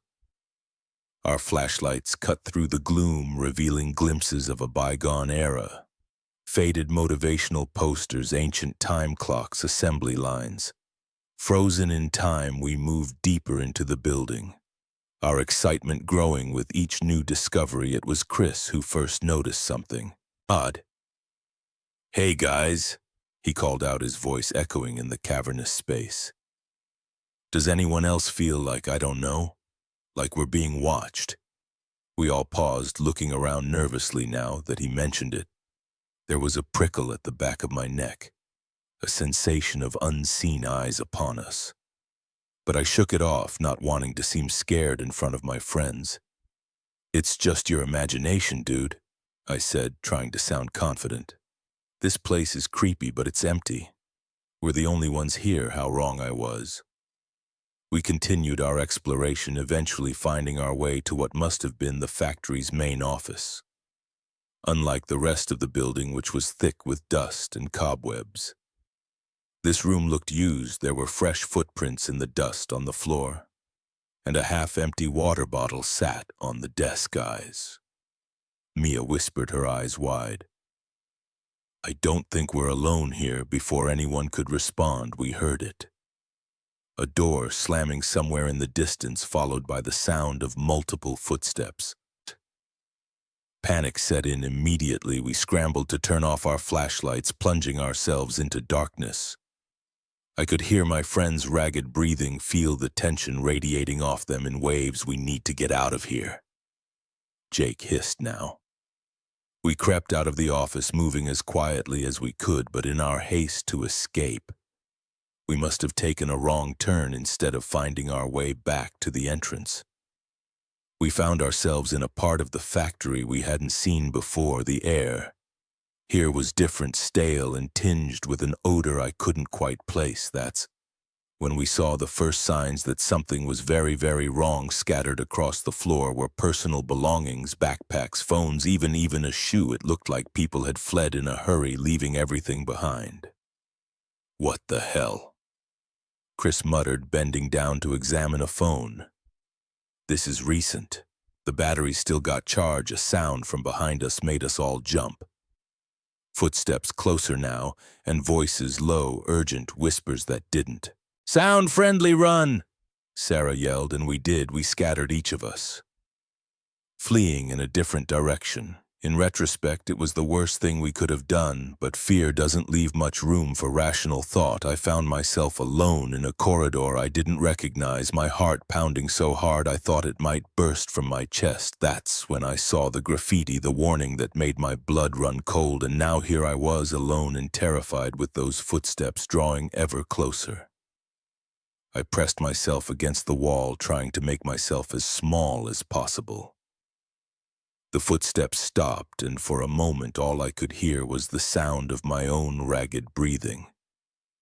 Then a voice, rough, male, and definitely not one of my friends. "I know you're here, kid. Come on out. We don't want to hurt you." I didn't believe that for a second. My mind raced, trying to figure out a way out of this nightmare. I thought about my friends, wondering if they had managed to escape or if they were in the same situation I was. The beam of a flashlight swept past my hiding spot, and I held my breath. It passed by once, twice, and then on the third pass it stopped. I looked up into the face of a man I'd never seen before. He was older, maybe in his 50s, with a face lined by hard living and eyes that were cold and calculating. "Found you," he said, his mouth twisting into a humorless smile. I did the only thing I could think of. I ran. I ducked under his outstretched arm and took off down the corridor, adrenaline lending me speed I didn't know I possessed. I could hear him behind me shouting for others to cut me off. I ran blindly, taking turns at random, praying I would find a way out. And then miraculously I saw it, a sliver of moonlight peeking through a cracked door. Freedom was just stepping away, but as I reached for the door, a hand grabbed my arm, yanking me back with brutal force. I spun around, coming face to face with my pursuer. Up close, I could see the desperation in his eyes, the look of a cornered animal. "You shouldn't have come here," he growled. "You have no idea what you've stumbled into." Before I could respond, a scream echoed through the building, high-pitched and terrified. I recognized that voice. It was Sarah. The man's grip on my arm loosened for just a moment, his head turning towards the sound. It was all the opening I needed. I wrenched my arm free and shoved him as hard as I could. He stumbled back, caught off guard, and I used that moment to wrench the door open and burst out into the night. The cool air hit me like a slap to the face, jolting me fully into awareness. I ran across the overgrown parking lot, my legs burning with the effort. I didn't stop until I reached the fence, scrambling through the hole we'd used to enter what felt like a lifetime ago. Only when I was a block away did I finally slow down, gasping for breath. I looked back at the factory, half expecting to see my pursuer emerging from the shadows, but the building stood silent and dark, giving no hint of the horrors it contained. I wanted to go back for my friends, but fear kept me rooted to the spot. What could I do against whoever or whatever was in there with shaking hands? I pulled out my phone and dialed 911. The next few hours passed in a blur of police sirens, questioning, and tearful reunions. Jake and Mia had managed to escape shortly after me. Chris was found hiding in a supply closet, terrified but unharmed. But Sarah was gone. The police searched the factory top to bottom but found no trace of her. They did, however, find evidence of long-term habitation bedrolls, food supplies, and disturbingly a room filled with computer equipment and stacks of fake IDs. We later learned that the factory had been serving as a base of operations for a human trafficking ring. Our ill-fated exploration had inadvertently disrupted their operation, leading to that terrifying chase. Sarah's disappearance haunts me to this day. I can't help but wonder if we had stuck together, if we hadn't run in different directions. Would she be safe now? The guilt is a constant companion, as ever-present as the nightmares that jolt me awake most nights. I've learned since then that the world is full of dark places, that evil can lurk behind the most ordinary facades, that abandoned building wasn't haunted by ghosts, but by something far worse, the darkness that lives in the hearts of men sometimes. When I drive past the old factory, now demolished and replaced by a strip mall, I think I can still hear echoes of that night, the sound of running footsteps, of desperate breathing, of a scream cut terrifyingly short, and I'm reminded that some dares aren't worth taking, that some mysteries are better left unsolved, because sometimes when you go looking for a thrill, you find something far more terrifying than you ever bargained for. And the price of that discovery can be higher than you're willing to pay. The first drop of rain hit my windshield like a bad omen. Within seconds, the sky opened up, unleashing a deluge that reduced visibility to near zero. I cursed under my breath, squinting through the windshield wipers' frantic dance. That's when I saw him, a lone figure on the side of the road, thumb outstretched. In that moment, I made a decision that would haunt me for years to come. I pulled over. I'd been driving for hours, making my way across the vast expanse of rural Texas. The monotony of the landscape had long since blurred into an endless sea of scrubland and distant mesas. My destination was a job interview in El Paso, a last-ditch effort to turn my life around after a series of setbacks. The rain had started about an hour ago, a light drizzle that quickly intensified into this biblical downpour. I'd been debating whether to pull over and wait it out when I spotted the hitchhiker. He was a big man, broad-shouldered and tall, with a weather-beaten face partially obscured by a thick beard. As I pulled to a stop beside him, I could see the gratitude in his eyes. "Thank you," kindly he said as he climbed into the passenger seat. "Thought I might drown out there." I nodded, trying to ignore the twinge of unease in my gut. "Where you headed?" I asked, pulling back onto the road west. He replied, "Got family in New Mexico." We drove in silence for a while, the only sound the rhythmic thump of the wipers and the drumming of rain on the roof. I stole glances at my passenger, noting his tattered clothes and the way his eyes seemed to dart around, never quite settling on anything. "Name's John," he said, suddenly startling me. "John Hawkins, Dave," I replied, keeping my eyes on the road. "Nice to meet you, John." More silence. The unease in my stomach grew. Something about John felt off, but I couldn't put my finger on what. Maybe I was just being paranoid, mind.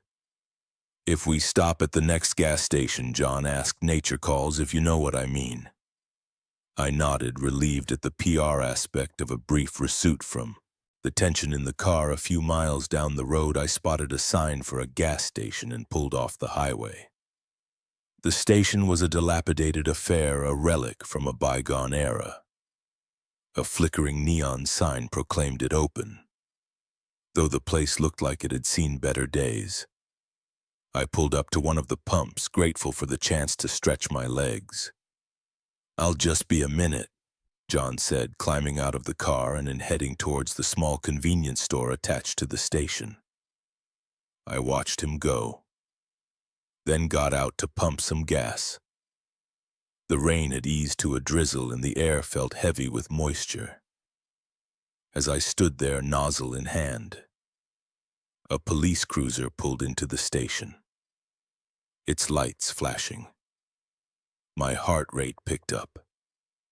Had I been speeding without realizing it? But the officer didn't approach me. Instead, he got out of his car and headed into the store. Moments later, I heard shouting. The officer emerged, dragging John in handcuffs. Our eyes met, and I saw something in John's gaze that chilled me to the bone. A mixture of rage and hunger. The officer approached me. His face grim. "Sir, I'm going to need you to come with me in a daze." I followed him into the store. The elderly clerk behind the counter looked shaken, his eyes wide with fear. "You picked up this man on the highway?" the officer asked. I nodded, my mouth dry. "You're lucky," he said, his voice low. "This man is wanted in connection with a string of murders across 3 states. He preys on Good Samaritan's people. Kind enough to offer him a ride." The blood drained from my face as the implications of what he was saying sank in. I thought about the long, lonely stretch of highway we'd been on, about how easily John would have overpowered me. "We've been tracking him for weeks," the officer continued. "Got a tip he was headed this way. When the clerk recognized him from the wanted posters and called us. Well, let's just say you dodged a bullet." I sat heavily on a nearby chair, my legs suddenly unable to support me. The adrenaline that had been coursing through my veins gave way to a bone-deep exhaustion. The next few hours passed in a blur of questions and statements. I learned that John Hawkins, if that was even his real name, was suspected in the deaths of at least 7 people. All of them had been found brutally murdered, their vehicles abandoned in remote areas. As I sat in the small office of the gas station giving my statement to a detective I couldn't shake, the image of John's eyes in that final moment. The mask of grateful hitchhiker had slipped, revealing the predator beneath you. "Said he asked you to stop here?" the detective asked, his pen poised over a notepad. I nodded. "Said he needed to use the restroom." The detective exchanged a look with his partner. "We found a knife in the restroom, brand new. Looks like he was planning to make his move here." A wave of nausea washed over me. I thought about how close I'd come to being another statistic, another body found in a ditch. It was well past midnight by the time they finally let me go. The rain had stopped, leaving behind a world washed clean. As I climbed back into my car, I noticed John's scent still lingered, a mixture of sweat and something metallic that I now realized might have been blood. I drove through the night, sleep the furthest thing from my mind. Every set of headlights in my rearview mirror made me flinch, every shadowy figure on the side of the road a potential threat. When I finally reached El Paso, the sun was just beginning to peek over the horizon. I checked into a motel, my interview long forgotten. As I lay on the lumpy bed staring at the ceiling, I replayed every moment of my encounter with John. Had there been signs I'd missed? Could I have sensed the danger lurking behind his friendly demeanor? Or had I just been incredibly, unbelievably lucky? In the days and weeks that followed, I found myself jumping at shadows, seeing threats in every stranger's smile. I missed my interview, lost the opportunity for the job that had seemed so important just days before, but I was alive, and that felt like a miracle in itself. The trial came months later. I sat in the courtroom listening to the horrific details of John's crimes. I learned about the lives he'd taken, the families he'd destroyed, and all the while he sat there emotionless, those same hungry eyes scanning the courtroom as if searching for his next victim. When it was my turn to testify, I felt his gaze boring into me. I recounted our brief time together, my voice shaking despite my best efforts to remain calm. As I spoke, I realized how close I'd come to being just another chapter in the prosecutor's litany of horrors. The guilty verdict brought a sense of closure, but not peace. I still found myself hesitating to help strangers, my natural inclination to offer for assistance now wearing with a newfound caution. Years have passed Since that rainy night in Texas, I've moved on, built a new life for myself, but I've never forgotten John Hawkins or the lesson I learned on that lonely stretch of highway. Sometimes, when I'm driving at night and I see a hitchhiker on the side of the road, I feel a flutter of panic in my chest. I think about John, about the monster hiding behind the mask of a grateful stranger. And I keep driving. Ding, my door's locked and my eyes fixed firmly on the road ahead. Because I've learned that sometimes the most dangerous predators are the ones that look just like us. They prey on our kindness, our willingness to help, and in a world where such dangers exist, even the simplest act of compassion can have deadly consequences. So I drive on alone but alive, carrying with me the weight of what might have been, and the knowledge that sometimes the real monsters aren't hiding under our beds or in our closets. Sometimes they're sitting right beside us, thumb outstretched, waiting for someone kind enough or foolish enough to stop the ski lift. Grown to a halt, leaving me, suspended here above the snow-covered slopes. As the wind picked up, whistling through the bare trees, I felt the first tendrils of dread creep up my spine. Something moved in the forest. Below, a dark shape darting between the pines. That's when I realized I wasn't alone on this mountain, and whatever was down there was hunting me. I'd always loved skiing, the rush of adrenaline as you hurtle down a mountain, the crisp air biting at your cheeks, the sense of freedom that comes with being surrounded by nature's untamed beauty. But this solo trip to a remote ski resort in the Colorado Rockies was about more than just hitting the slopes. It was about finding myself again after a brutal year that had seen the end of my marriage and the loss of a job I'd once loved. The resort was small, family-owned, and off the beaten path, perfect for someone looking to escape the crowds and find some solitude. I'd arrived late the previous evening, checking into a cozy cabin on the outskirts of the property. The elderly couple who ran the place had been warm and welcoming, though I'd noticed an odd exchange of glances when I mentioned I was here alone.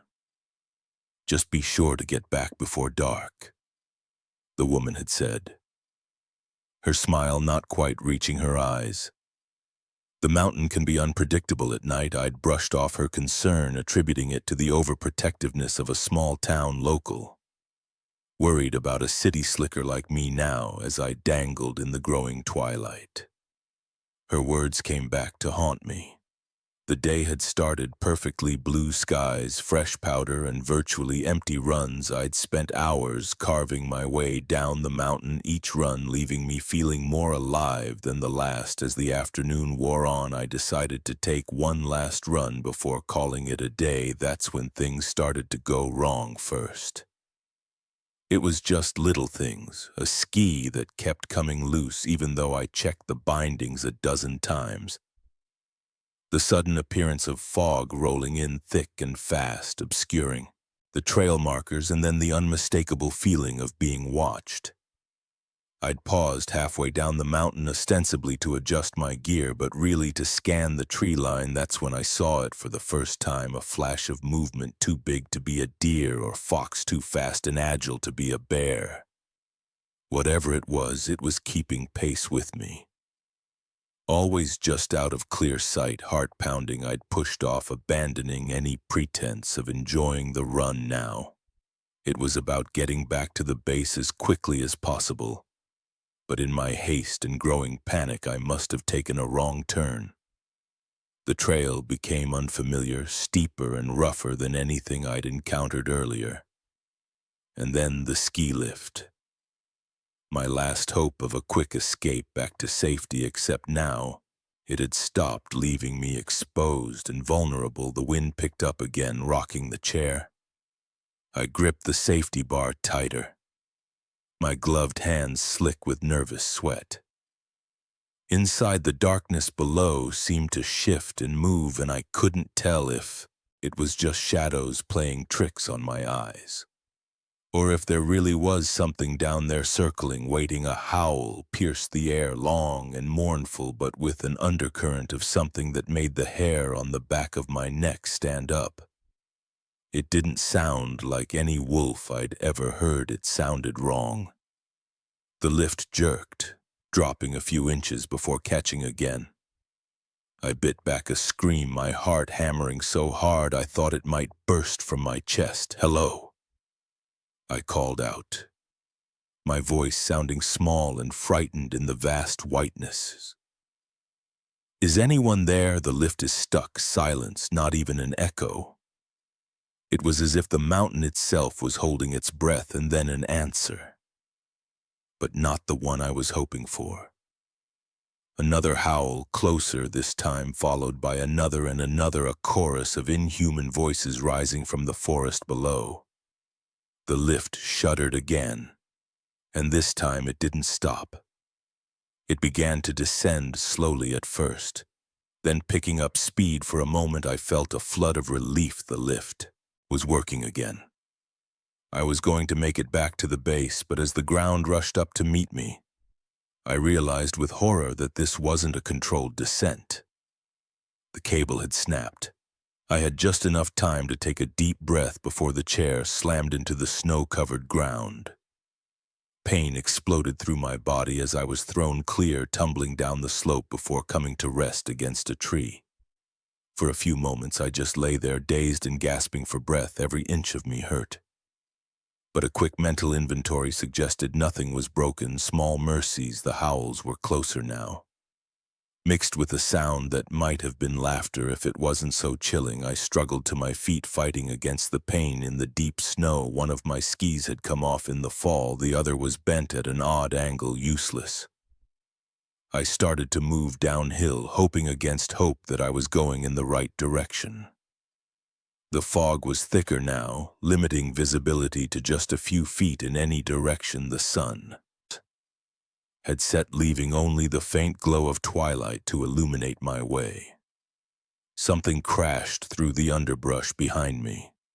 I picked up my pace, no longer caring about stealth or caution. Pure animal instinct had taken over. Run or die, I ran or tried to the deep snow, and my injuries made every step a struggle. I could hear them behind me, getting closer. The sounds they made weren't quite animal, weren't quite human. They were something in between, and all the more terrifying for it. A clearing appeared ahead, and I made for it, hoping for better footing, a landmark, anything that might help me orient myself instead. I found myself on the edge of a frozen lake, the ice disappearing into the fog. I turned, ready to find another way, but it was too late. They were here. They emerged from the trees like nightmares given flesh, vaguely human in shape. But twisted, wrong fur sprouted in patches across gray skin. Their faces were a horrifying mix of human and wolf, with glowing eyes that fixed on me with predatory intent. I backed away, my feet slipping on the icy shore. "Please," I whispered, though I knew it was useless. These creatures weren't interested in pleas or bargains. The largest of them, a massive brute with a mangled ear, stepped forward. When it spoke, its voice was a guttural growl that somehow formed words. "Welcome, little ski," it said, lips pulling back to reveal yellowed fangs. "We've been waiting for you." I took another step back, feeling the ice creak beneath my feet. The creature's eyes widened, a flash of what might have been fear. Crossing its inhuman features, careful, it growled the ice. But it was too late. With a terrible crack, the surface gave way beneath me. I plunged into the freezing water, the shock driving the air from my lungs. As I sank into the dark depths, I caught one last glimpse of the world above. The creatures stood at the edge of the broken ice, their howls muffled by the water in my ears. They made no move to save me. Perhaps they couldn't. Perhaps the ice was their boundary, the line they couldn't cross. The cold wrapped around me like a blanket, and I felt myself starting to drift as my vision began to fade. A strange sense of peace came over me. At least here in the quiet dark, I was beyond their reach. My last conscious thought was of the old woman at the resort. Her cryptic warning, the mountain unpredictable at night. If only I'd listened. I don't know how long I was under, seconds, minutes, hours, time. Lost all meaning in that frigid blackness. But somehow, against all odds, I survived. I woke up in a hospital bed surrounded by beeping machines and concerned faces. They told me a search party had found me. Washed up on the shore of the lake, barely alive, hypothermia, they said, hallucinations brought on by the cold and trauma, but I know what I saw. I know what chased me through that forest, and I know that somewhere out there in the remote wilderness of the Rockies, they're still waiting, watching, hungry. I don't ski anymore. I don't go to the mountains at all if I can help it.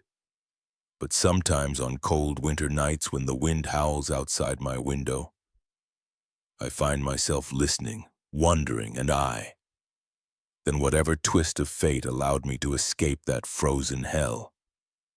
Because I know that for every story like mine, for every lucky survivor who makes it back to tell the tale, there are dozens more who disappear into the wilderness, never to be seen again.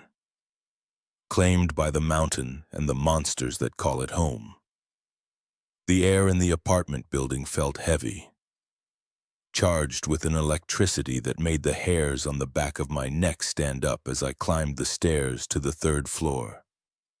A sense of unease grew with each step. Something was off, but I couldn't put my finger on what it wasn't until I reached my door and saw the strange symbols carved into the wood, that I realized my neighbors weren't just eccentric, they were something far more sinister.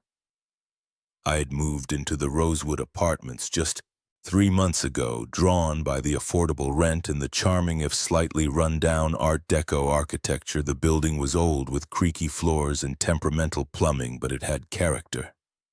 And after a messy breakup and the loss of my job, it was all I could afford. From the start, I'd noticed that my neighbors were a bit odd.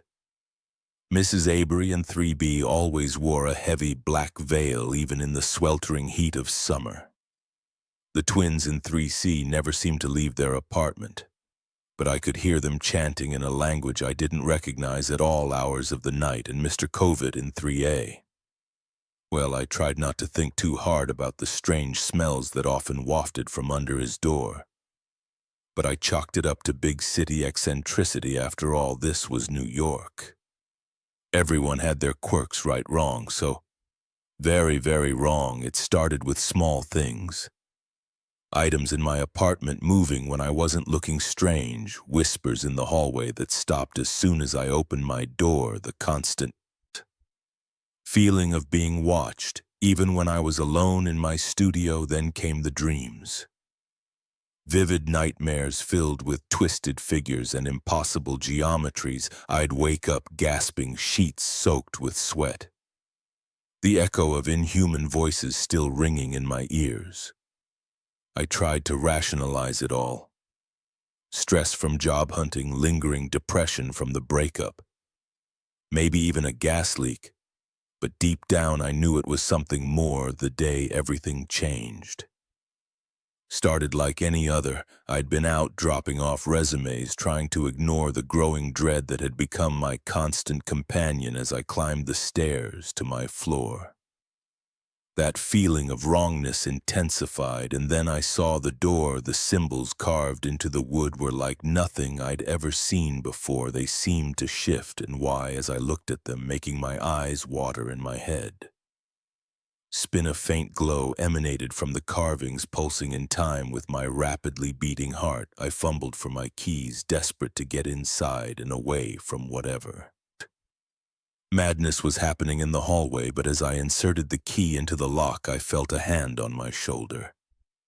I spun around, coming face to face with Mrs. Abernathy. Her veil was pulled back, revealing a face that was both ancient and somehow ageless. Her eyes, I noticed, knowed with a jolt of terror, were completely black. "It's time, dear," she said, her voice carrying an echo of something vivid and unknowable. "We've waited so long for you to be ready." Before I could react, before I could run or scream or do anything at all, the door behind me swung, Open hands grabbed me, pulling me into my apartment.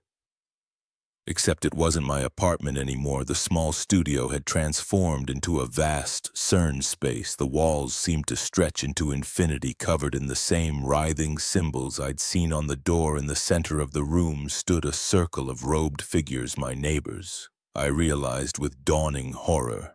Mr. Kovet stepped forward, lowering his hood. His face was no longer human, twisted into something that belonged in the depths of the ocean rather than on dry land. Welcome, chosen one. He gurgled, his voice bubbling as if spoken through water. We've been waiting centuries for your arrival. I tried to speak, to demand answers or beg for release, but no sound came out. My voice had been stolen along with my will to move.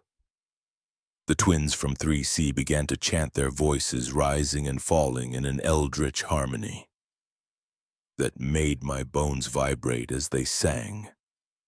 The air in the center of the circle began to shimmer and twist. The gate is opening. Mrs. Abernathy whispered, her grip on my arm tightening. Our Lord will be most pleased with this offering. The shimmering air coalesced into a portal, a window into a realm that should not exist. Through it, I could see a landscape of impossible angles and colors that hurt to look at, and something was coming through a tendril, slick and black and utterly alien, snaked its way out of the portal. It was followed by another and another until the room was filled with writhing appendages that seemed to drink in the light. I wanted to scream, to run, to wake up from this nightmare, but I could only stand there, paralyzed as the thing from beyond pulled itself into our world. It was vast, filling the impossible space of the room. And then some. It had too many eyes, too many mouths. Its form constantly shifting in ways that defied comprehension, and it was hungry. One of its tendrils wrapped around my waist, lifting me off the ground. I felt a scream building in my throat, finally breaking through whatever spell had silenced me. The sound that escaped me wasn't human. It was the wail of a soul confronted with the truth of a universe, far more vast and terrifying than it had ever imagined. As the tendril pulled me towards one of its gaping LWs, I closed my eyes, certain that this was the end. I thought of my family, my friends, all the normal everyday things I'd taken for granted. How I wished I could go back to that life of blissful ignorance. But then something unexpected happened. Another scream joined mine, this one filled with rage and defiance. I opened my eyes to see a new figure burst into the room, wielding what looked like a sword made of pure light.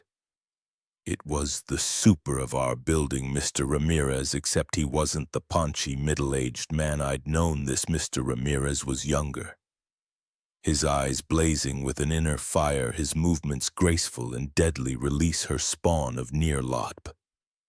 He roared, his voice carrying the weight of command. The creature hesitated, its tendrils loosening slightly. My neighbors hissed and snarled, backing away from this unexpected intruder. Mr. Ramirez didn't wait for a response. He leapt into action, his light sword slicing through tendrils with ease. The creature howled, a sound that threatened to shatter my sanity. I fell to the ground, released from both the creature's grip and whatever spell had held me immobile. Mr. Ramirez was at my side in an instant, helping me to my feet. Run, he shouted, pushing me towards the door. I'll hold them off. I didn't need to be told twice. I ran, my legs carrying me faster than I'd ever moved before. Behind me, I could hear the sounds of battle in human shrieks, the sizzle of that strange light sword, and Mr. Ramirez's defiant yells. I didn't stop running until I was blocks away, my lungs burning and my legs trembling when I finally dared to look back. The Rosewood Apartments looked normal. No eldritch horrors spilling out of the windows, no sign of the cosmic battle I'd just witnessed for a moment. I wondered if I imagined it all, but the lingering terror in my gut and the faint acrid smell of other dimensional energy clinging to my clothes told me it had been all too real. I never went back to the Rosewood Apartments. I couldn't bear the thought of what I might find or what might find me. Instead, I fled the city seeking refuge in the most mundane, normal place I could find. But I know the truth now. I've seen behind the veil of reality, and I can never unsee it. There are things out there, ancient and terrible things, that view our world as nothing more than a staging ground for their cosmic games. And sometimes when the stars align just right, they reach through the cracks in our reality, seeking pawns for their unfathomable plans. I don't know why I was chosen. I don't know if Mr. Ramirez survived his battle with that eldritch horror, and I certainly don't know if I'm truly safe even now. But I do know this: the next time you're looking for an apartment, pay close attention to your potential neighbors. Because you never know when that eccentric old lady next door might be the high priestess of another worldly cult. And if you ever see strange symbols carved into your door, run.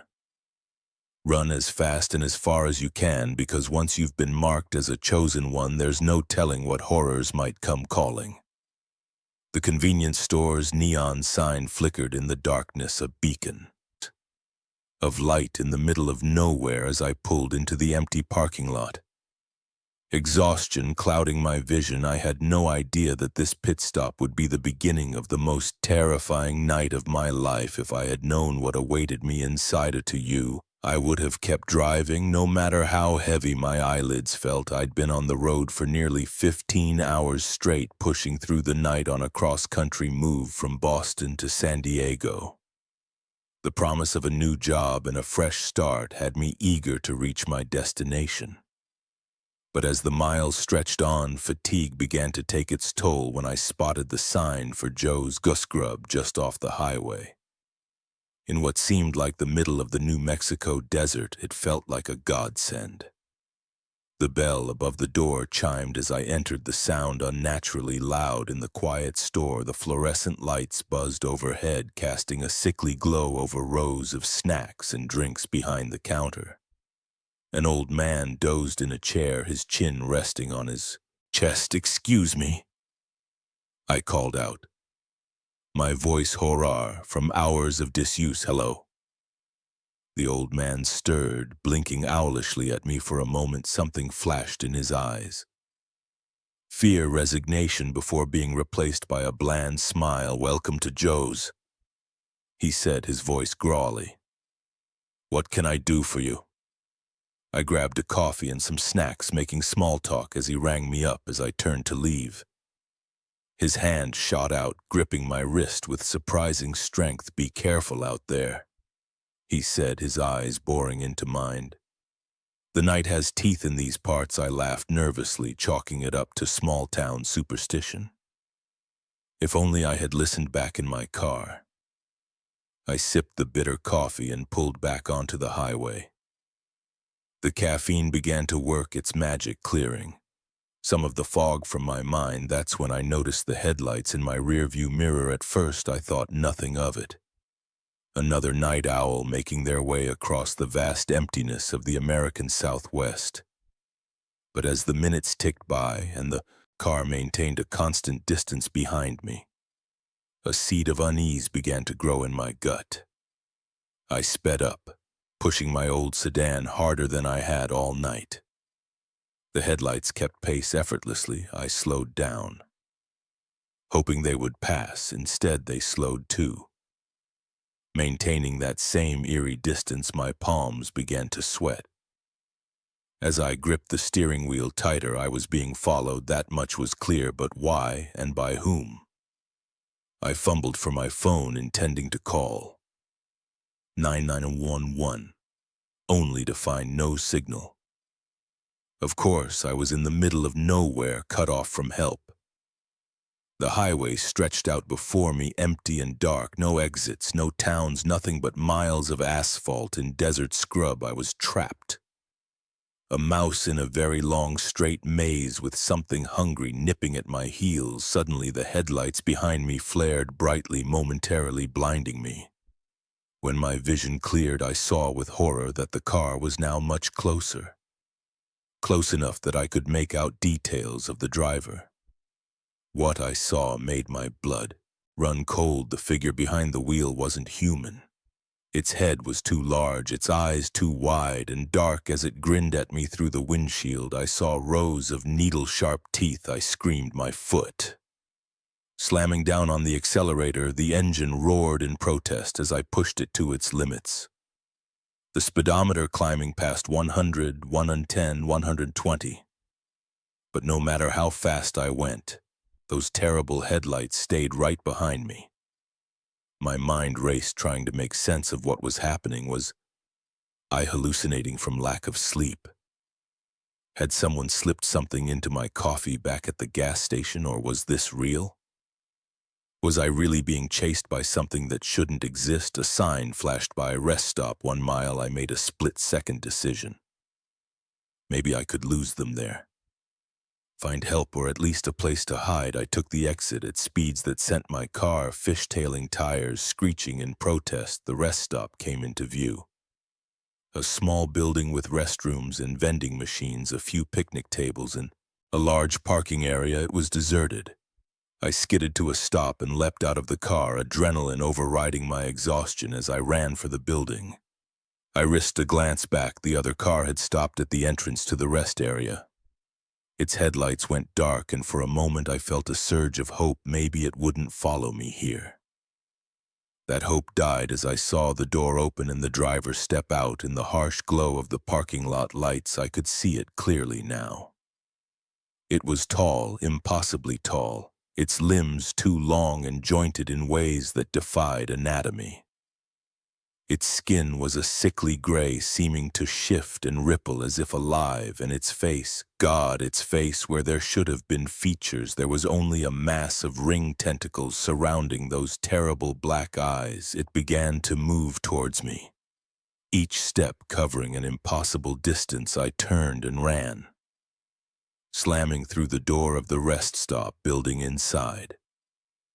I found myself in a small lobby area. Vending machines hummed in one corner, their light creating strange shadows. 2 hallways LED, off to what I assumed were the restrooms. I didn't have time to think. I could hear it outside, its footsteps echoing on the pavement. I dove into the women's restroom, locking myself in a stall and climbing up onto the toilet to hide my feet. For a long moment there was silence. Then the main door creaked open. I held my breath, my heart pounding so hard I was sure it would give me away. Slow, deliberate footsteps echoed off the tiled floor. It was in here with me. A low, gurgling sound filled the air, not quite a growl, not quite speech, but something in between. It was calling for me, I realized, hunting me. The footsteps grew closer. I saw shadows move under the stall door. It was right outside. I closed my eyes silently, praying to any god that might be listening. Please, please, please don't let it find me. The stall door rattled once, twice. On the third shake, the lock gave way. I opened my eyes to find myself staring into the abyss of the creature's gaze. This close, I could smell it, a scent of ozone and decay that made my stomach churn. Its tentacles writhed, reaching for me. I screamed, lashing out with all the strength fear and desperation gave me. My fist connected with something solid, and the creature reeled back, more in surprise than pain. I took my chance. I bolted past it, out of the stall, out of the restroom. I ran like I'd never run before, my lungs burning, my legs pumping furiously. I burst out of the rest stop and into the parking lot. My car was there, engine still running, door still open behind me. I heard an inhuman shriek of rage. I threw myself into the driver's seat and slammed the car into gear, tires squealing.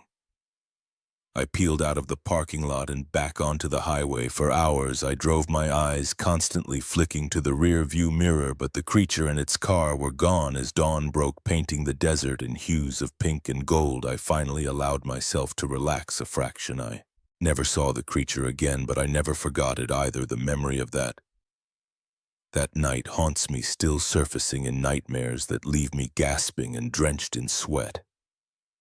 I've tried to rationalize it over the years. Maybe it was just an exhaustion-induced hallucination. Maybe someone slipped something into my drink at that gas station, but deep down I know the truth. There are things out there in the vast emptiness of the American night that defy explanation, things that hunt, lone travelers on dark highways, things with teeth and tentacles and hunger. So if you ever find yourself driving through the desert in the dead of night and you see a convenience store glowing like a beacon in the darkness, keep driving no matter how tired you are, no matter how much you need that coffee or those snacks, keep driving. Because the night has teeth, and once it gets a taste of you, it never lets go. The first time I heard the scratching in the walls, I dismissed it as mice, but as I pressed my ear against the cool plaster, listening to the rhythmic scraping, growing louder and more frantic, a chilling realization washed over me. Whatever was moving inside the walls of my Airbnb was far too big to be rodent, and it was getting closer. I'd booked the quaint Victorian house for a month-long writing retreat, desperate to finish my novel away from the distractions of city life. The listing had promised an historic charm and peaceful seclusion situated on the outskirts of a small New England town I'd never heard of. The price was surprisingly reasonable for such a large space, but I chalked it up to the off-season and my luck at finding a hidden gem. When I arrived, the house seemed perfect. 3 stories of weathered clapboard siding, gingerbread trim, and a turret that would serve as my writing nook. The interior was a time capsule of 19th century design, from the elaborately carved banisters to the heavy velvet drapes. Sure, there was a musty smell that lingered despite open windows, and some of the floorboards creaked ominously, but it all added to the atmosphere I was seeking for my gothic horror novel. The first few days passed uneventfully. I settled into a routine, writing from dawn until dusk, breaking only for quick meals and short walks around the overgrown gardens. The words flowed easily, inspired by my surroundings. I felt like I was finally making progress after months of writer's block. It was on the 4th night that I first heard the scratching. I was up late, poring over my notes in the turret room, when a faint sound caught my attention. At first I thought it was tree branches scraping against the side of the house, but as I listened closer, I realized it was coming from inside the wall beside me. I pressed my ear against the wallpaper, its faded pattern cool against my skin. The scratching was clearer now, a steady rhythm punctuated by occasional pauses. It seemed to be moving, traveling up the wall towards the ceiling. Then, as suddenly as it started, it stopped. I stepped back. Heart racing. Mice, I told myself. Old houses always have mice, but a nagging voice in the back of my mind whispered that mice don't move like that, don't scratch with such purpose. I tried to shake off the unease and return to my writing, but the words wouldn't come. Every creak of the house, every gust of wind outside had me on edge. I finally gave up and went to bed, pulling the covers up to my chin like a child afraid of the dark. The next day I explored the house more thoroughly, looking for signs of rodents or any explanation for the strange noises I found. Nothing. Not even a single dropping or NW. Mark, what I did find hidden behind a loose panel in the attic was a journal. The leather-bound book was old, its pages yellow and brittle. The handwriting inside was spidery and difficult to read, but as I deciphered the entries, my blood ran cold. It was the diary of a previous owner dating back to the late 1800s. The writer described hearing noises in the walls, seeing shadows move out of the corner of their eye, feeling watched, even when alone in the house. As the entries progressed, the writer's mental state seemed to deteriorate. They wrote of hidden passages they couldn't find, of voices whispering from empty rooms, of something living within the very bones of the house. The final entry, scrawled in shaky handwriting, simply read, "They're coming for me. God help me, they're coming through the walls." I slammed the journal shut, my hands shaking. It had to be the ramblings of a madman, I told myself. There was no other explanation, but as I looked around the dim attic at the shadows lurking in the corners, doubt crept in that night. The scratching returned louder than before. It wasn't just in one spot now, but seemed to be all around me, coming from every wall. I huddled in my bed, wide-eyed and trembling as the sounds grew more frenzied. Then I heard something new, a low, guttural growl that was decidedly not from any animal I knew. I bolted from the bed, grabbing my phone and car keys as I raced down the stairs. I saw something that stopped me in my tracks. The wallpaper in the hallway was moving, rippling as if something was pushing against it from the other side. I didn't wait to see what would emerge. I ran out of the house, not even bothering to close the door behind me. I drove through the night, not stopping until I reached the nearest town with a hotel. Only then, in the harsh fluorescent light of a budget motel room, did I allow myself to break down the next morning after a fitful sleep plagued by nightmares. I called the Airbnb host. The conversation did nothing to calm my nerves. "Oh dear," the elderly woman said when I described what had happened. "They've woken up again, haven't they?" "What do you mean, woken up?" I demanded. "What's going on in that house?" There was a long pause before she answered. "The house has peculiarities. It's been in my family for generations. Sometimes it sleeps, sometimes it doesn't. We thought it would stay quiet for you."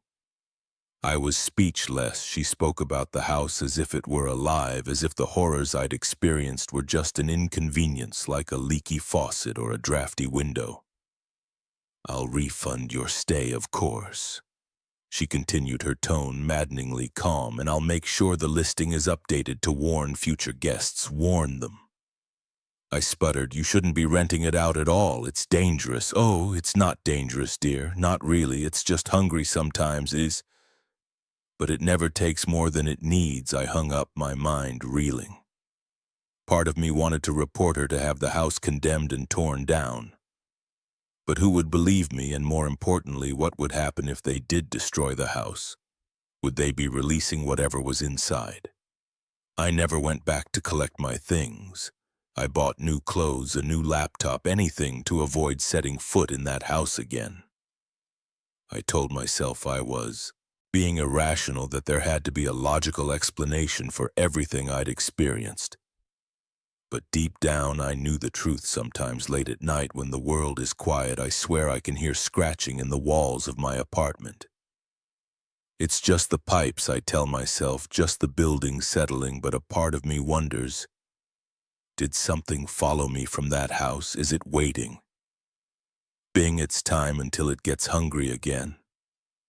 I finished my novel, but not the one I started in that Victorian nightmare. Instead, I wrote about my experience, pouring all my fear and uncertainty onto the pages. It became a bestseller, praised for its visceral realism and palpable sense of dread. If only my readers knew how real it all was. I still write, but I never stay in Airbnbs anymore, hotels only.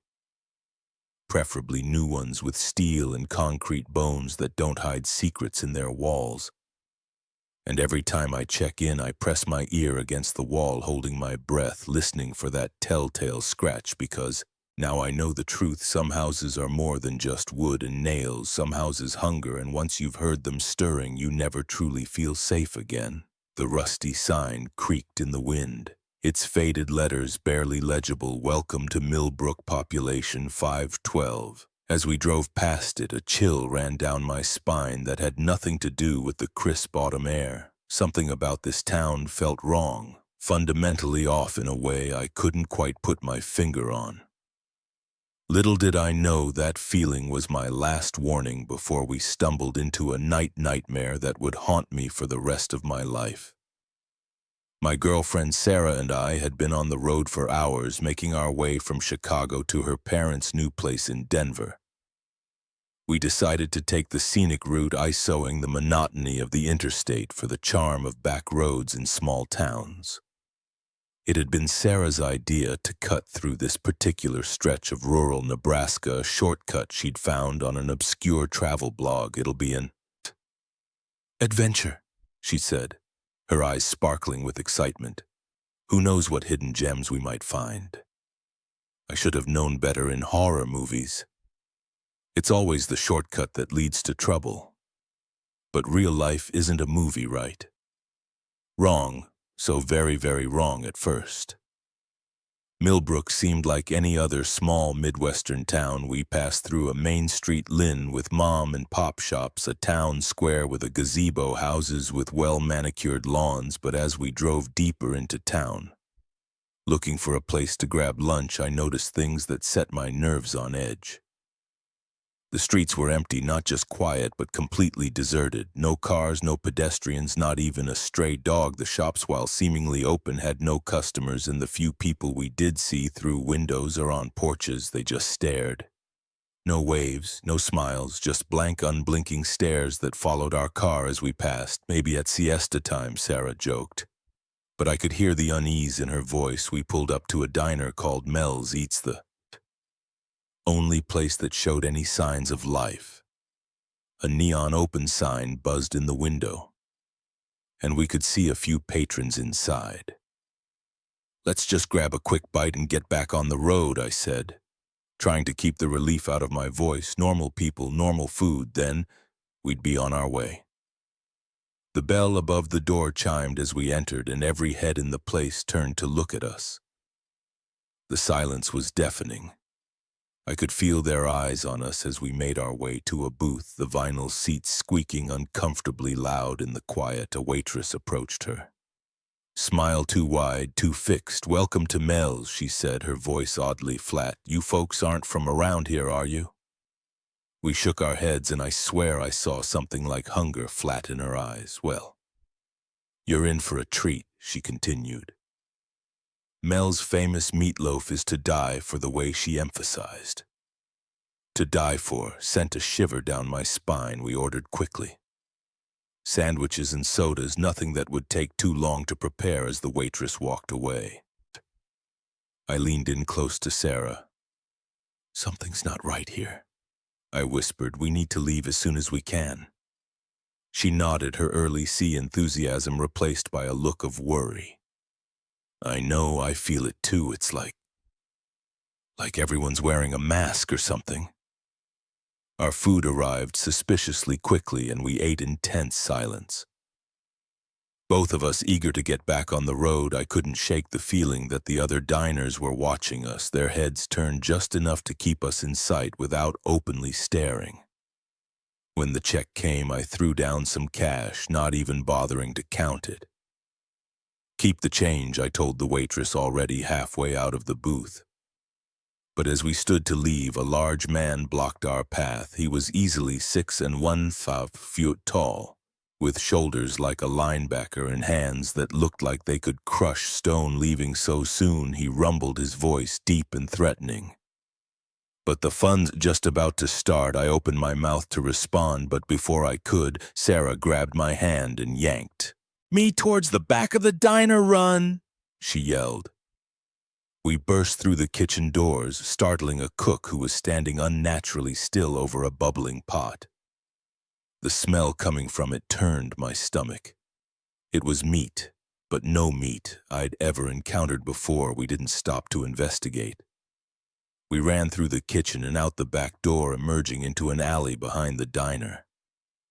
I could hear shouts behind us, the sounds of pursuit growing closer. The car, Sarah gasped as we ran. We need to get to the car, but as we rounded the corner onto the main street, my heart sank. Our car was gone. In its place was a group of townspeople, their faces set in those same blank stares we'd seen earlier. But now those stares held a hunger that made my blood run cold. This way, I said, pulling Sarah down a side street. We ran blindly, taking turns at random, trying to lose our pursuers. But at every turn, more townspeople appeared, slowly closing in on us as we ran. I began to notice other details that my mind had initially skipped over, the houses which had seemed normal at first glance were subtly wrong: windows at odd angles, doors too small or too large, colors that seemed to shift when you weren't looking directly at them. And the people, the more I looked, the less human they appeared. Their movements were too fluid, too synchronized, and their faces, God, their faces, they stretched and distorted as we passed like reflections in a fun house mirror. We found ourselves in the town square, the gazebo looming before us with nowhere else to go. We ran inside, hoping for some kind of shelter. As soon as we crossed the threshold, the world seemed to shift. The sky, which had been a clear blue, turned a sickly green. The buildings around the square twisted and warped, their architecture becoming impossible, eerie constructions, and the townspeople, they shed any pretense of humanity, their bodies elongated, limbs bending at impossible angles, their faces melting into grotesque alien visages. "What's happening?" Sarah screamed, clutching my arm so tight I could feel her nails digging into my skin before I could answer.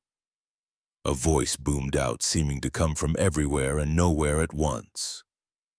"Welcome, travelers," it said, a sound like nails on a chalkboard mixed with the purr of a contented cat. "We've been waiting so long for fresh meat." The thing that had been the waitress from the diner stepped forward, her body now a ring mass of tentacles and eyes. "You'll join us for dinner, won't you?" she asked, her mouth splitting into a grin that was far too wide, filled with far too many teeth as the main course. Of course. I looked around desperately for an escape. But we were surrounded. The townspeople, or whatever they really were, had formed a tight circle around the gazebo. There was no way out. Just as I was about to give in to despair, Sarah squeezed my hand. I looked at her, saw the determination in her eyes, and understood. If we were going down, we were going down fighting. We charged forward, catching the creatures off guard. We pushed and shoved our way through the crowd, their inhuman shrieks filling the air. Claws and tentacles grasped at us, tearing our clothes and scratching our skin, but somehow, miraculously, we broke through. We ran like we'd never run before, our feet barely touching the ground behind us. The sounds of pursuit grew fainter, as if the creatures couldn't leave the town limits. We didn't stop running until we hit the highway, our lungs burning, legs shaking from exertion.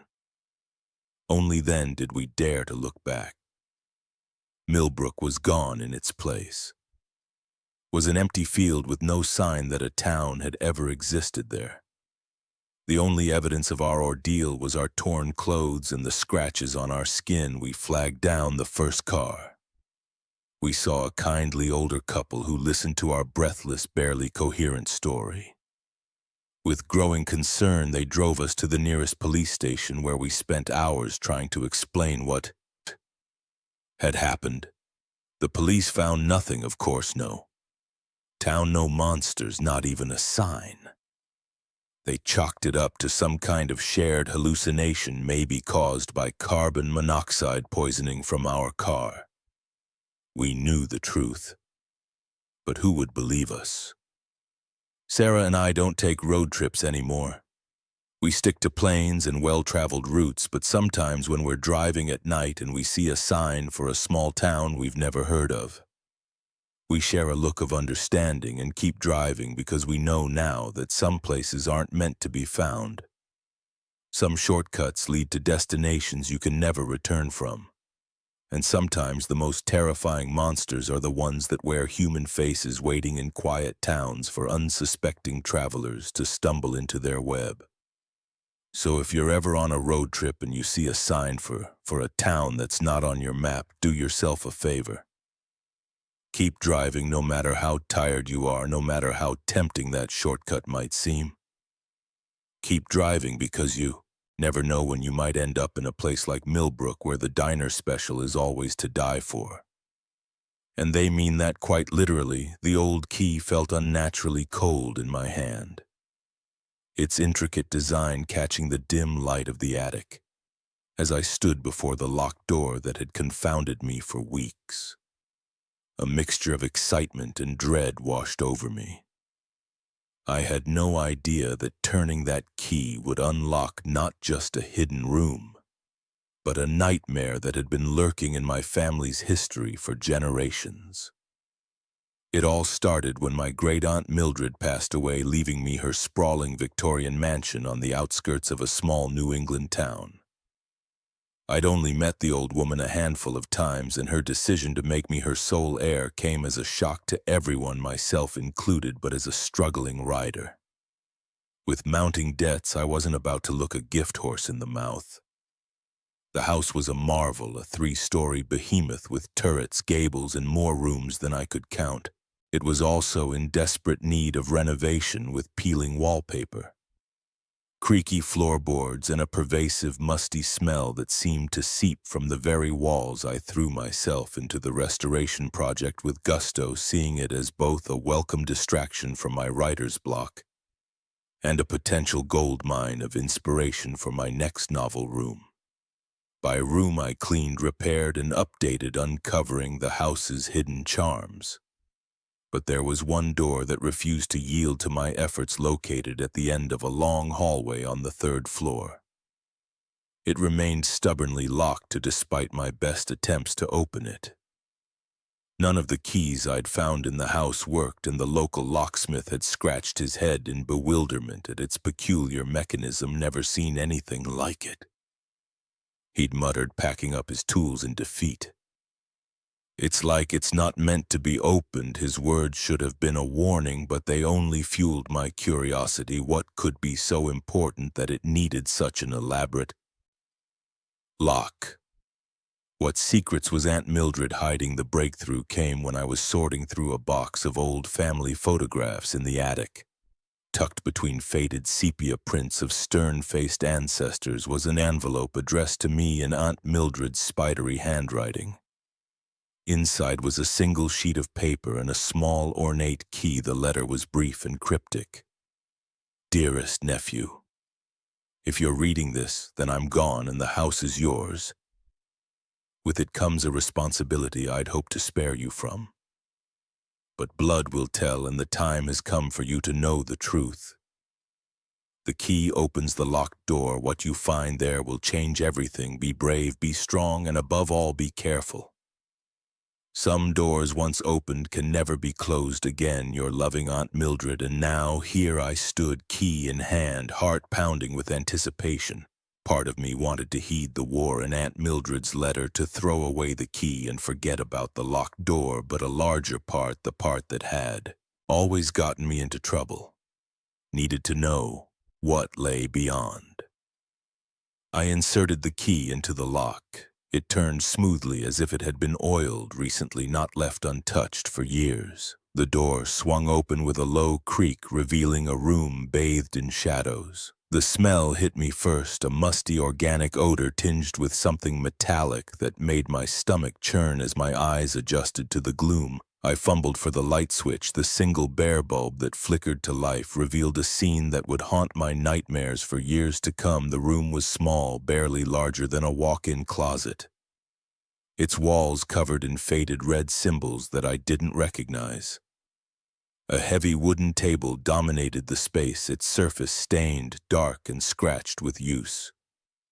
Shelves lined the walls, crammed with jars of murky liquid, bundles of dried herbs, and objects I didn't want to identify, but it was the book that drew my attention, massive and bound in what looked disturbingly like human skin. It lay open on the table, its pages covered in dense, spidery writing. As I approached, drawn by a morbid fascination, I realized the writing was in English, though. The words made little sense, and with the 3rd incantation, the veil shall be lifted, allowing passage between worlds. But beware, for what comes through may not be easily sent back. I slammed the book shut, my hands shaking. This had to be some kind of joke, an elaborate hoax. Aunt Mildred must have been playing a prank, trying to scare me from beyond the grave. There was no way this could be real. But as I turned to leave to forget I'd ever found this room, my eye caught something that made my blood run cold, a photograph pinned to the wall beside the door in it. Aunt Mildred stood proudly in this very room, surrounded by a group of people in dark robes. Their faces were obscured, but their postures radiated an aura of menace. And there on the table behind them lay a body. My hands trembling, I unpinned the photo for a closer look. As I did, I noticed writing on the back, "The Covenant of the Eternal Night, 1954. The first successful crossing." I staggered back, the photo fluttering to the floor. This was real, all of it. The symbols, the book, my rituals, my family, my own flesh and blood had been involved in something dark and terrible. As if triggered by this realization, the house around me seemed to come alive. The floorboards creaked, the walls groaned, and I could have sworn I heard whispers echoing from empty rooms. Panic set in, and I bolted from the hidden room. Slamming the door behind me, I ran through the house, suddenly seeing it with new eyes. The odd angles of the walls, the strange symbols hidden in the wallpaper patterns, the mirrors that never seemed to reflect quite right. It had all been there, hiding in plain sight. I didn't stop running until I reached my car, peeling out of the driveway with a screech of tires. It wasn't until I was miles away, my heart rate finally slowing, that I realized I still clutched the key in my hand. In the days that followed, I tried to convince myself it had all been a hallucination, a vivid waking dream brought on by stress and an overactive imagination. But every time I closed my eyes, I saw that room, that book, that chill-killing photograph. I couldn't bring myself to return to the house, but I couldn't stay away either. I found myself driving past it at odd hours, half expecting to see hooded figures slipping in and out, or eldritch horrors oozing from the windows. But it always stood silent and still, revealing nothing of the secrets it held, desperate for answers. I dove into research, spending countless hours in libraries and online forums dedicated to the occult. What I found only deepened the mystery. References to the Covenant of the Eternal Night were few and far between, but what little I uncovered painted a disturbing picture of an ancient cult dedicated to bridging the gap between our world and something else, and my family had been at the center of it all, generation after generation, working in secret to tear down the walls of reality. For what purpose I couldn't begin to fathom. As the weeks passed, strange things began to happen. I'd wake in the night to find my apartment rearranged. Books open to pages I'd never read, shadows moved in the corners of my vision, always disappearing when I turned to look, in the dreams, vivid, terrifying dreams of other worlds, and the monstrous things that inhabited them. I knew then that I couldn't run from this. Whatever my family had started, whatever door they had opened, it wasn't going to close on its own. The responsibility Aunt Mildred spoke of in her letter was now mine, whether I wanted it or not. So I find myself back at the house, key in hand, standing once again before that fateful door. This time I'm prepared. I've learned what I can of the old ways, gathered what defenses I could. I don't know if it will be enough, but I have to try, because if I don't close this door, if I don't end what my family started, who knows what might come through next. As I turn the key in the lock, I can't help but wonder how many other families out there have similar secrets. How many other houses hold hidden rooms full of ancient horrors, and most chillingly, how thin is the veil between our world and the realms beyond.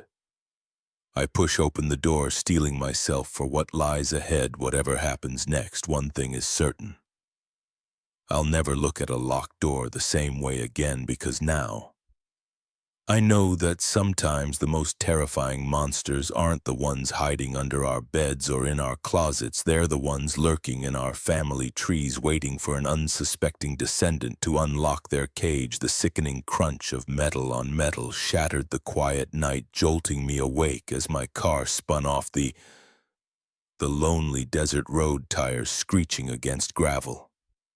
I had no idea that this accident was just the beginning of a nightmare that would push me to the very limits of survival insanity. I'd been driving for hours, making my way from Los Angeles to Phoenix for a job interview. The desert highway stretched endlessly before me, a ribbon of black cutting through the moonlit landscape. I must have dozed off for just a second, one moment of weakness after hours of monotonous driving. That's all it took for disaster to strike. My old Honda Civic came to rest at an awkward angle, half in a ditch. The front end crumpled like an aluminum can, steam hissed from under the hood, and the acrid smell of burnt rubber filled the air. I sat there for a moment, dazed, my heart pounding in my chest. A quick self-assessment revealed no major injuries, just some bruises and a cut on my forehead that was bleeding more than it hurt. I fumbled for my phone, but of course there was no signal. I was in the middle of nowhere, miles from the last town I'd passed. And who knows how far from the next one. The realization of just how isolated I was began to sink in, bringing with it a wave of panic. That's when I saw the headlights approaching in my rear-view mirror. Relief washed over me. Someone was coming. Help was on the way. The vehicle, a large pickup truck, slowed as it approached, coming to a stop behind my wrecked car. In the harsh glare of its headlights, I could make out a lone figure climbing out of the driver's seat. "You all right in there?" a gruff voice called out. I managed to push my door open, wincing at the screech of bent metal. "Yeah," I called back, my voice shaky. "I think so, just shaken up." The man approached, his features coming into focus as he got closer. He was tall and broad-shouldered, with a weathered face that spoke of years under the desert sun. His eyes, when they met mine, were disconcertingly intense. "That's quite a wreck you got there," he said, surveying the damage. "You're lucky to be walking away from it." I nodded, still a bit dazed. "Yeah, I must have fallen asleep at the wheel, stupid." "I know," he grunted in agreement. "Well, ain't no way that car is getting you anywhere tonight. Nearest town's about 50 soon. Me that away," he jerked his thumb over his shoulder. "I can give you a ride if you want. Got a phone at my place you can use to call a tow truck." I hesitated. Every instinct told me to be wary of strangers, especially out here in the middle of nowhere. But what choice did I have? I couldn't very well stay here with my wrecked car and walking 50 me through the desert night wasn't an option. "That would be great, thank you," I said, trying to infuse my voice with a confidence I didn't feel. He nodded and turned back towards his truck. "Name's Earl, by the way," he called over his shoulder. "John," I replied, gathering what I could from my car before locking it up. As I climbed into Earl's truck, the knot of unease in my stomach grew. The interior was cluttered and smelled of stale cigarettes and something else I couldn't quite place, something metallic and vaguely unpleasant. Earl started the engine and pulled back onto the road. We drove in silence for a while, the monotonous desert landscape rolling by outside the windows. I tried to make small talk, but Earl's responses were curt, bordering on unfriendly after about 20 minutes. Earl turned off the main road onto a dirt track I wouldn't have even noticed if we hadn't taken it. The truck bounced and jolted as we made our way deeper into the desert. "Where exactly do you live?" I asked, unable to keep the nervousness out of my voice. "Not far now." Earl grunted, his eyes fixed on the rough path ahead. Another 10 minutes passed before a structure loomed out of the darkness. It was a ramshackle house, more of a large shack, really surrounded by piles of rusted machinery and old car parts. The whole scene looked like something out of a post-apocalyptic movie. Earl pulled up in front of the house and cut the engine. The silence that followed was oppressive. "Well, here we are," he said, climbing out of the truck. "Come on in and we'll get you sorted out with that phone call." I followed him hesitantly, every instinct screaming at me to run, but run where I was, miles from anywhere in unfamiliar territory. I had no choice but to follow Earl into his home. The interior of the house was dimly lit and cluttered with a musty smell that made me want to gag. Earl led me through to what appeared to be a kitchen, gesturing vaguely towards an ancient rotary phone on the wall. "There you go," he said. "I'll give you some privacy." He shuffled out of the room, leaving me alone.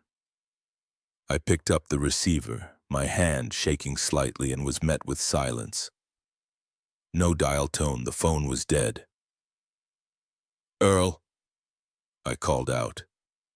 "I think there's something wrong with your phone." No response. I stepped out of the kitchen, peering down. The dark hallway. "Earl."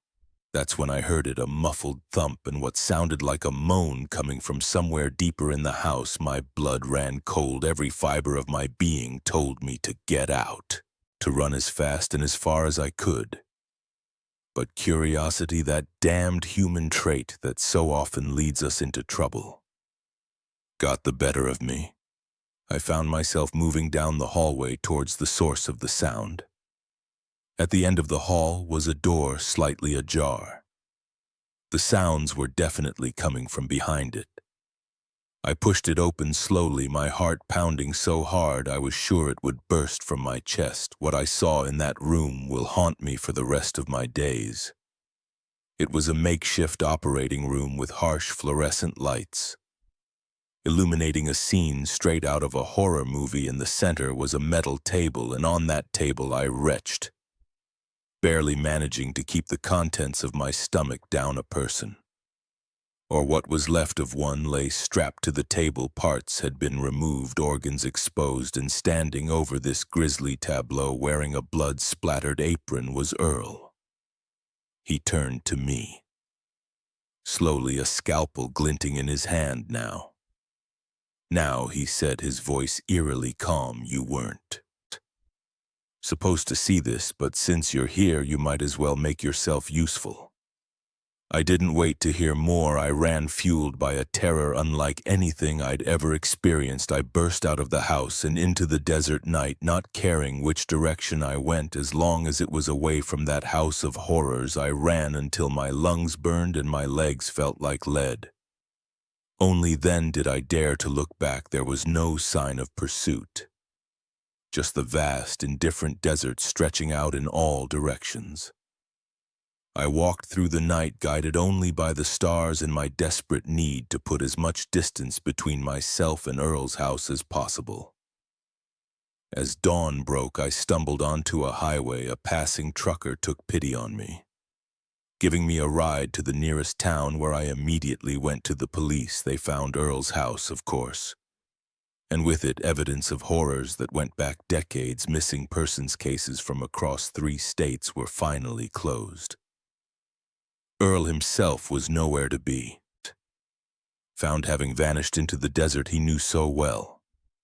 I've tried to move on with my life, to forget that night, but I can't shake the memory of what I saw in that room, or the casual way Earl had invited me to join in his gruesome work. It's changed me, made me wary of strangers in isolated places. Sometimes when I'm driving at night and I see headlights approaching in my rearview mirror, I feel a flutter of panic in my chest. I think about Earl, about the monsters that walk among us wearing human faces, and I keep driving, my doors locked and my eyes fixed firmly on the road ahead, because I've learned that sometimes the most dangerous predators aren't the ones hiding in the shadows.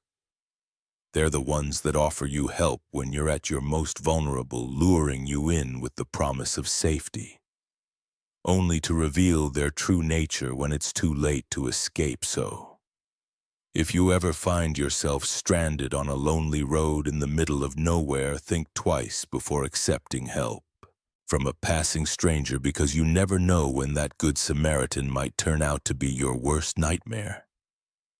The beam of my flashlight flickered, casting eerie shadows on the cave walls as the darkness closed in around us. A realization hit me like a punch to the gut. We weren't alone down here. Something was moving in the inky blackness beyond our light.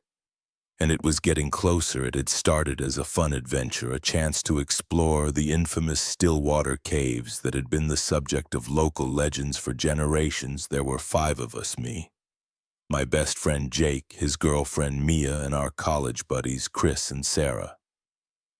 We'd all grown up hearing stories about the caves, tales of lost explorers, strange noises, and inexplicable phenomena, but we were young, cocky, and sure that we could handle whatever the caves might throw at us. How wrong we were. We'd entered the cave system early that morning, armed with maps, supplies, and enough enthusiasm to power a small city. The first few hours were exhilarating. We marveled at the intricate rock formations squeezed through tight passages and joked about the legends we'd heard. Watch out for the cave monsters, Chris had laughed, his voice echoing off the walls. If only we'd known how prophetic those words would turn out to be. It was around midday when things started to go wrong. We'd ventured deeper into the cave than we'd originally planned, drawn by the promise of a massive chamber that was rumored to house prehistoric paintings. That's when we realized we were lost. The passages all looked the same, twisting corridors of rock that seemed to shift and change when we weren't looking directly at them. Our maps became useless, the landmarks we'd used to navigate suddenly unfamiliar. This doesn't make sense, Jake muttered, studying the map for the 100th time. We should have reached the main chamber by now. Panic started to set in as we realized the gravity of our situation. We were lost in one of the largest cave systems in the country, with limited supplies and no clear way out.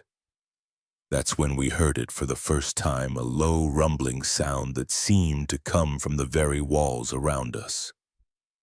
It was unlike anything I'd ever heard before, a cross between a growl and the grinding of massive stones.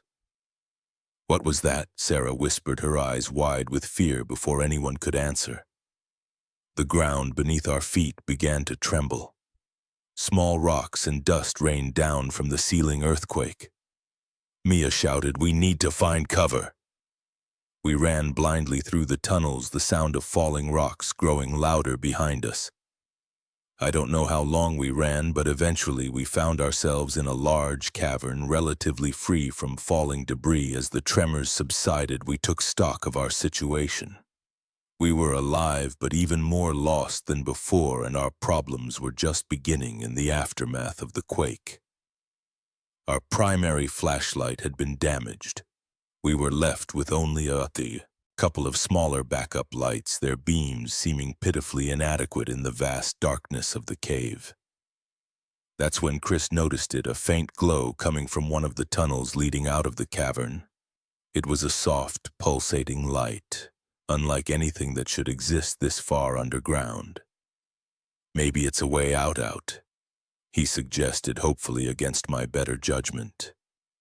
We decided to follow the light. As we moved deeper into the tunnel, the air grew noticeably colder, and a strange smell permeated the air. Something ancient and organic that made my skin crawl.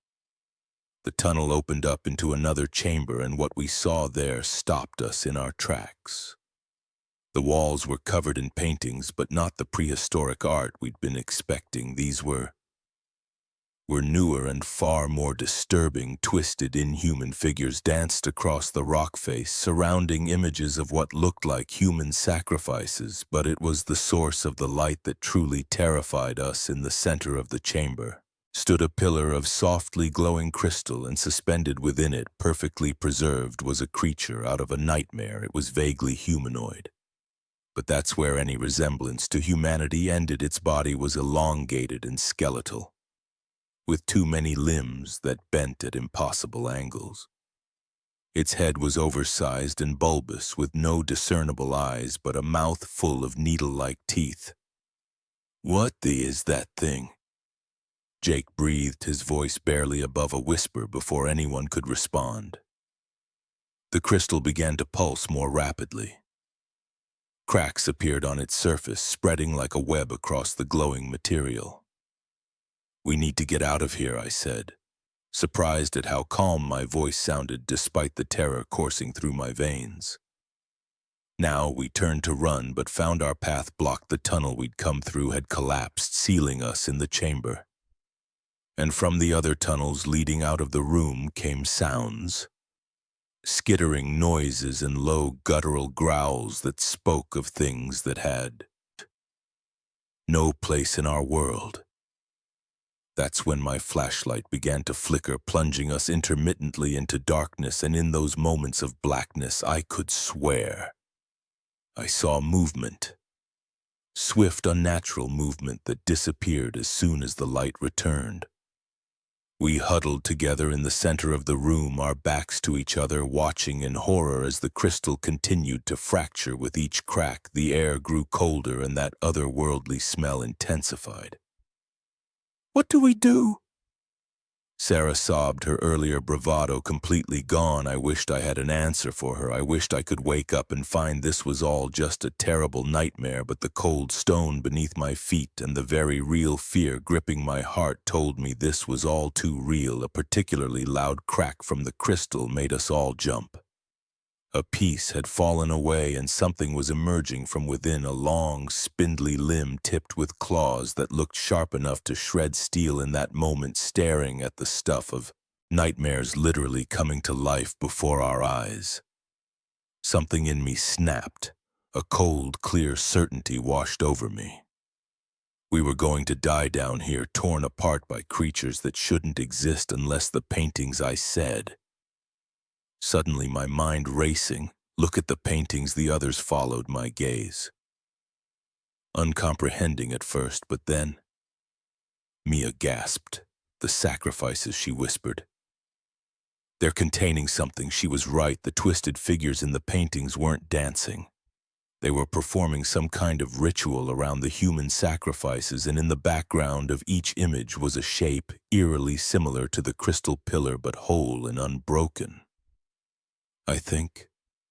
I said slowly, the weight of what I was about to suggest sitting heavily in my stomach. "I think the creatures were trapped here, sealed away, and it took blood to do it."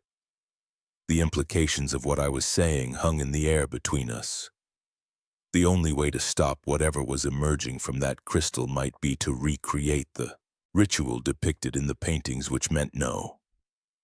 Jake said firmly, realizing where my thoughts were going. "No way, we're not sacrificing anyone." But even as he spoke, more of the crystal fell away. The creature inside was more visible now, its alien features becoming clearer with each passing second, and the noises from the other tunnels were getting louder.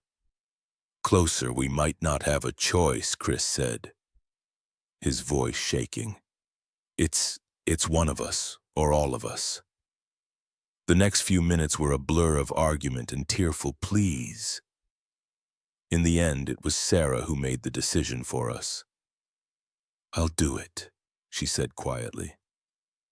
"I'll be the sacrifice." We tried to talk her out of it, but her mind was made up with shaking hands and tears streaming down our faces. We prepared for the unthinkable. Using the paintings as a guide, we positioned Sarah in front of the crystal. The rest of us formed a circle around her. Our hands linked as the last pieces of crystal fell away and the creature began to emerge. Fully, we started to chant. The words came to us instinctively, as if they were being pulled from some deep, primal part of our brains. What happened next, I can barely bring myself to recount. There was a flash of light, a scream that might have been Sarah's or might have come from the creature itself, and then darkness when we came to. We were lying near the entrance of the cave. How we got there, I don't know. Sarah was gone. The authorities searched for weeks but found no trace of her. The deeper parts of the cave system had collapsed.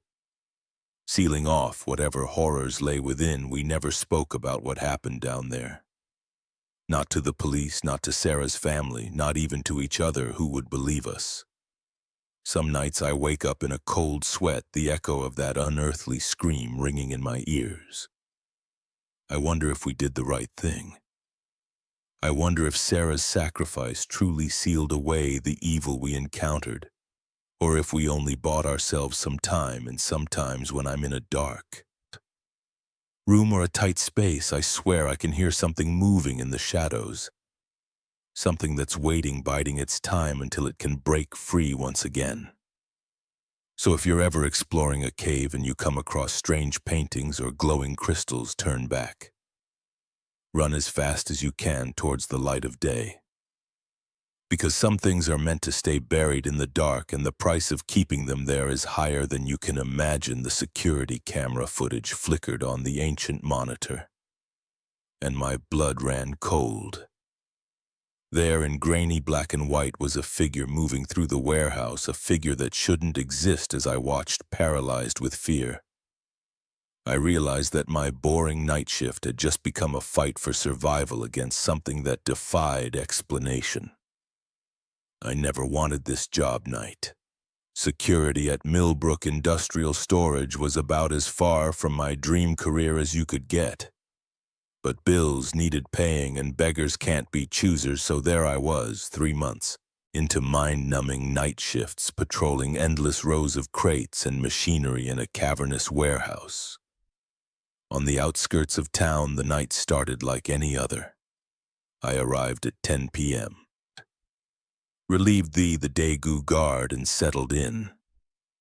For 12 hours of mind-numbing boredom, I did my first round of checks, then planted myself in front of the security monitors with a thermos of coffee and a dog-eared paperback. It was just past midnight when I first noticed something odd. A flicker of movement on one of the monitors caught my eye. I leaned in, squinting at the grainy image. For a moment I thought I saw a figure dart between 2 stacks of crates, but when I looked again, there was nothing there. I shrugged it off as a trick of the light, or maybe my imagination running wild after hours of solitude, but I couldn't shake the uneasy feeling that had settled in the pit of my stomach. An hour later it happened again. This time I was sure I'd seen something, a tall, impossibly thin figure moving with an unnatural fluidity through the warehouse. I rewound the footage, my heart pounding, but the recording showed nothing but empty aisles. That's when I heard it, a sound that didn't belong in the quiet of the warehouse, a soft rhythmic tapping like footsteps, but not quite right. It was coming from the far end of the building near the loading docks. Every instinct told me to stay put, to call for backup. But I was the only security on duty, and if there was an intruder, it was my job to investigate. With shaking hands, I grabbed my flashlight and radio and stepped out of the security dirty office. The warehouse was different at night. During the day, it was a hive of activity filled with the sounds of forklifts and workers. But now it was silent and still, the rows of shelves and machinery casting long shadows in the dim emergency lighting. I made my way towards the loading docks, my flashlight beam cutting through the darkness. The tapping sound had stopped, but I could feel something, a presence just beyond the reach of my light. "Hello," I called out, wincing at how my voice echoed in the vast space. "This is security. If someone's there, come out now." Silence. Then a sound that made my skin crawl, a low, guttural growl that no human throat could produce. I spun around, my flashlight beam dancing wildly across the warehouse. And for a split second I saw it. It was tall, at least 7 feet, with limbs that were too long and jointed in impossible ways. Its skin was a sickly gray, seeming to shift and ripple as if it wasn't quite slid. But it was the face that would haunt my nightmares for years to come, featureless except for a wide, gaping maw filled with rows of needle-like teeth. I ran like I'd never run before, my heart pounding so hard I thought it might burst from my chest. I could hear it behind me, moving with a speed that defied physics. Its footsteps a rapid staccato on the concrete floor. I reached the security office and slammed the door shut, fumbling with trembling hands to lock it. For a moment there was silence, then a scratch at the door, another, the sound of metal groaning under immense pressure. I backed away, my eyes fixed on the door. The lock wouldn't hold. Whatever that thing was, it was going to get in my gaze. Fell on the security monitor. ERS most showed empty aisles but one. One showed the creature standing right outside the office door, but that was impossible. I could hear it trying to break in, could see the door beginning to buckle. How could it be on the monitor? As I watched, transfixed with terror, the creature on the screen turned to look directly at the camera. Its featureless face split into that horrifying grin, and then it waved. The door exploded inward in a shower of splinters. I screamed, throwing my arms up to protect my face, but when I lowered them, the office was empty. The thing was gone, shaking.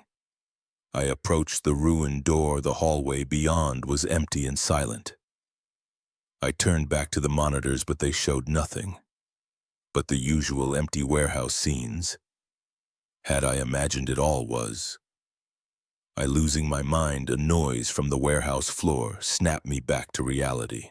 The sound of breaking glass, followed by an inhuman shriek that made my blood run cold. I had to get out of here. I had to call for help.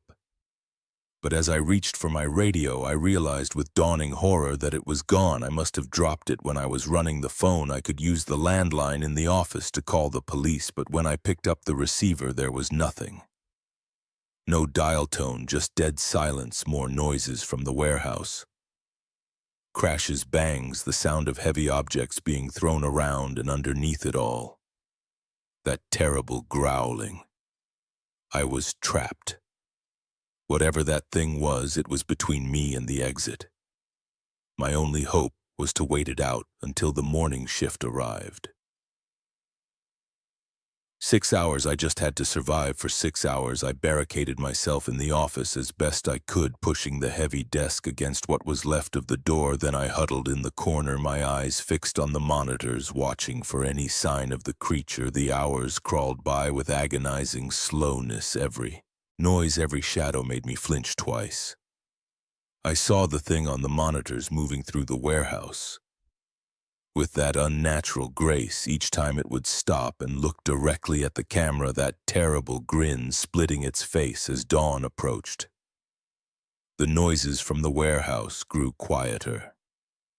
The last time I saw the creature on the monitors, it seemed smaller, somehow less solid, as the first rays of sunlight began to peek through the high windows of the warehouse. It looked at the camera. One last time, gave that chilling wave, and then dissolved into shadows. When the morning shift arrived, they found me huddled in the corner of the destroyed office. Why babbling about monsters and impossible things? The warehouse was a mess, with toppled shelves and broken crates scattered everywhere. But of the creature there was no sign. They didn't believe me. Of course, how could they? The security footage showed nothing but empty aisles all night. The official report blamed vandals, though how they could have gotten in and out without triggering any alarms was never explained. I quit that day. No job was worth what I'd been through, but quitting didn't end it. Sometimes when I alone in the dark, I swear I can hear that tapping sound again. And in the corner of my eye I catch glimpses of a tall, impossibly thin figure, always just out of sight when I turn to look. I don't know what I encountered that night in the warehouse. I don't know if it was real or if I suffered some kind of mental break, but I do know this: I'll never work another night shift as long as I live, because when the sun goes down and the shadows grow long, there are things that come out to play, things that shouldn't exist in our world but do, and sometimes they like to wave at the camera just to let you know they see you too. The GPS chirped, urging me to turn onto a narrow dirt road that snaked into the darkening forest. As I guided my car down the unfamiliar path, a sense of unease crept over me. I was about to make a delivery to an address that wasn't on any map in a part of the country where cell phones fell swant and strangers were met with suspicion. Little did I know I was driving straight into a nightmare that would challenge everything I thought I knew about reality. My name's Alex, and I've been a delivery driver for the past 3 years. It's not a glamorous job, but it pays the bills, and I enjoy the solitude of the open road. This particular evening, I was making a last-minute run that had come in just as I was about to clock out. The package was unmarked, which was unusual, and the delivery address was so remote that my supervisor had to manually input it into the GPS. "Be careful out there," he said as I left, his brow furrowed with concern. That area can be tricky. I'd laughed it off at the time, but as I drove deeper into the woods, his words echoed in my mind. The trees seemed to press in on either side of the road, their branches reaching out like gnarled fingers. The fading daylight barely penetrated the thick canopy overhead, plunging the forest into an eerie twilight after what felt like hours, but was probably only about 40 minutes. I came to a clearing. In the center stood a ramshackle cabin, its weathered boards and sagging roof a stark contrast to the pristine forest surrounding it. A flickering porch light cast long shadows across the overgrown yard. I parked and grabbed the package, double-checking the address. This had to be the place, though. It looked like no one had lived here for years. As I approached the porch, the wooden steps creaked ominously under my feet. I knocked on the door, the sound echoing unnaturally in the quiet clearing. "Delivery." I called out, trying to keep my voice steady. For a long moment there was no response. Then, just as I was about to turn and leave, I heard movement inside. The door creaked open, revealing a face that made my blood run cold. The man who stood before me was ancient, his skin like parchment stretched over a skull. But it was his eyes that truly terrified me. Milky white and sightless, yet somehow fixed directly on me, with an intensity that made me want to run. "You're late," he rasped, his voice like dry leaves rustling in the wind. I swallowed hard, fighting the urge to bolt. "I'm sorry, sir." The address was difficult to find. A smile spread across his face, revealing teeth that were far too sharp to be human. "Oh, it's not difficult to find at all," he said, "for those who are meant to come here." Before I could respond, he snatched the package from my hands with surprising speed and strength. "Come inside," he said, turning and disappearing into the dark interior of the cabin. "You have a long night ahead of you." Every instinct screamed at me to run, to get back in my car and drive as fast and as far as I could, but something, curiosity, stupidity, or perhaps something far more sinister, compelled me to step over the threshold. The inside of the cabin was larger than it appeared from the outside, and far cleaner. Bookshelves lined the walls, filled with ancient tomes bound in materials I didn't want to examine too closely. Strange symbols were carved into the wooden beams overhead, seeming to writhe and shift in the flickering candlelight. The old man stood in the center of the room, the package now open in his hands. From it he withdrew a small, ornate box that seemed to pulse with an inner light. "Do you know what this is?" he asked, his blind eyes somehow finding mine. I shook my head, then remembered he couldn't see. "No, sir." I said, my voice barely above a whisper. He chuckled, a sound that sent shivers down my spine. "This, my young friend, is a key to doors that were never meant to be opened." As he spoke, he opened the box. A high-pitched whine filled the air, and the symbols on the beams began to glow with an eerie blue light. The air in the cabin grew thick and heavy, making it difficult to breathe. "What's happening?" I gasped, backing towards the door, but when I turned, the door was gone, replaced by a solid wall of writhing shadows. The old man's laughter grew louder, more maniacal. "The veil is thinning," he cackled. They're coming through. The room began to spin, reality seeming to warp and bend around us. I saw things emerging from the shadows, creatures with too many limbs, eyes where eyes shouldn't be. Mouths filled with impossible geometries of teeth. I screamed. The sound lost in the cacophony of otherworldly noises now filling the cabin. The old man stood in the center of it all. Arms raised, chanting in a language that hurt my ears and made my mind reel in desperation. I lunged for the box in his hands. If this was the key, maybe closing it would end this nightmare. As my fingers closed around it, a jolt of energy surged through me. Visions flashed before my eyes, other worlds vast and terrifying where the laws of physics were mere suggestions and life took forms that defied comprehension. The old man's chanting reached a fever pitch. The creatures were fully in our world now, their impossible forms filling the cabin. One reached for me, its touch burning like acid with a final surge of will. I slammed the box shut. Everything stopped. The silence was deafening after the chaos of moments before the creatures were gone.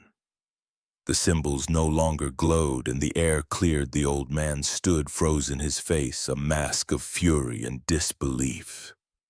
"No," he whispered, "no. You fool, do you realize what you've done?" I didn't stay to find out. The door had reappeared and I ran for it with every ounce of strength I had left.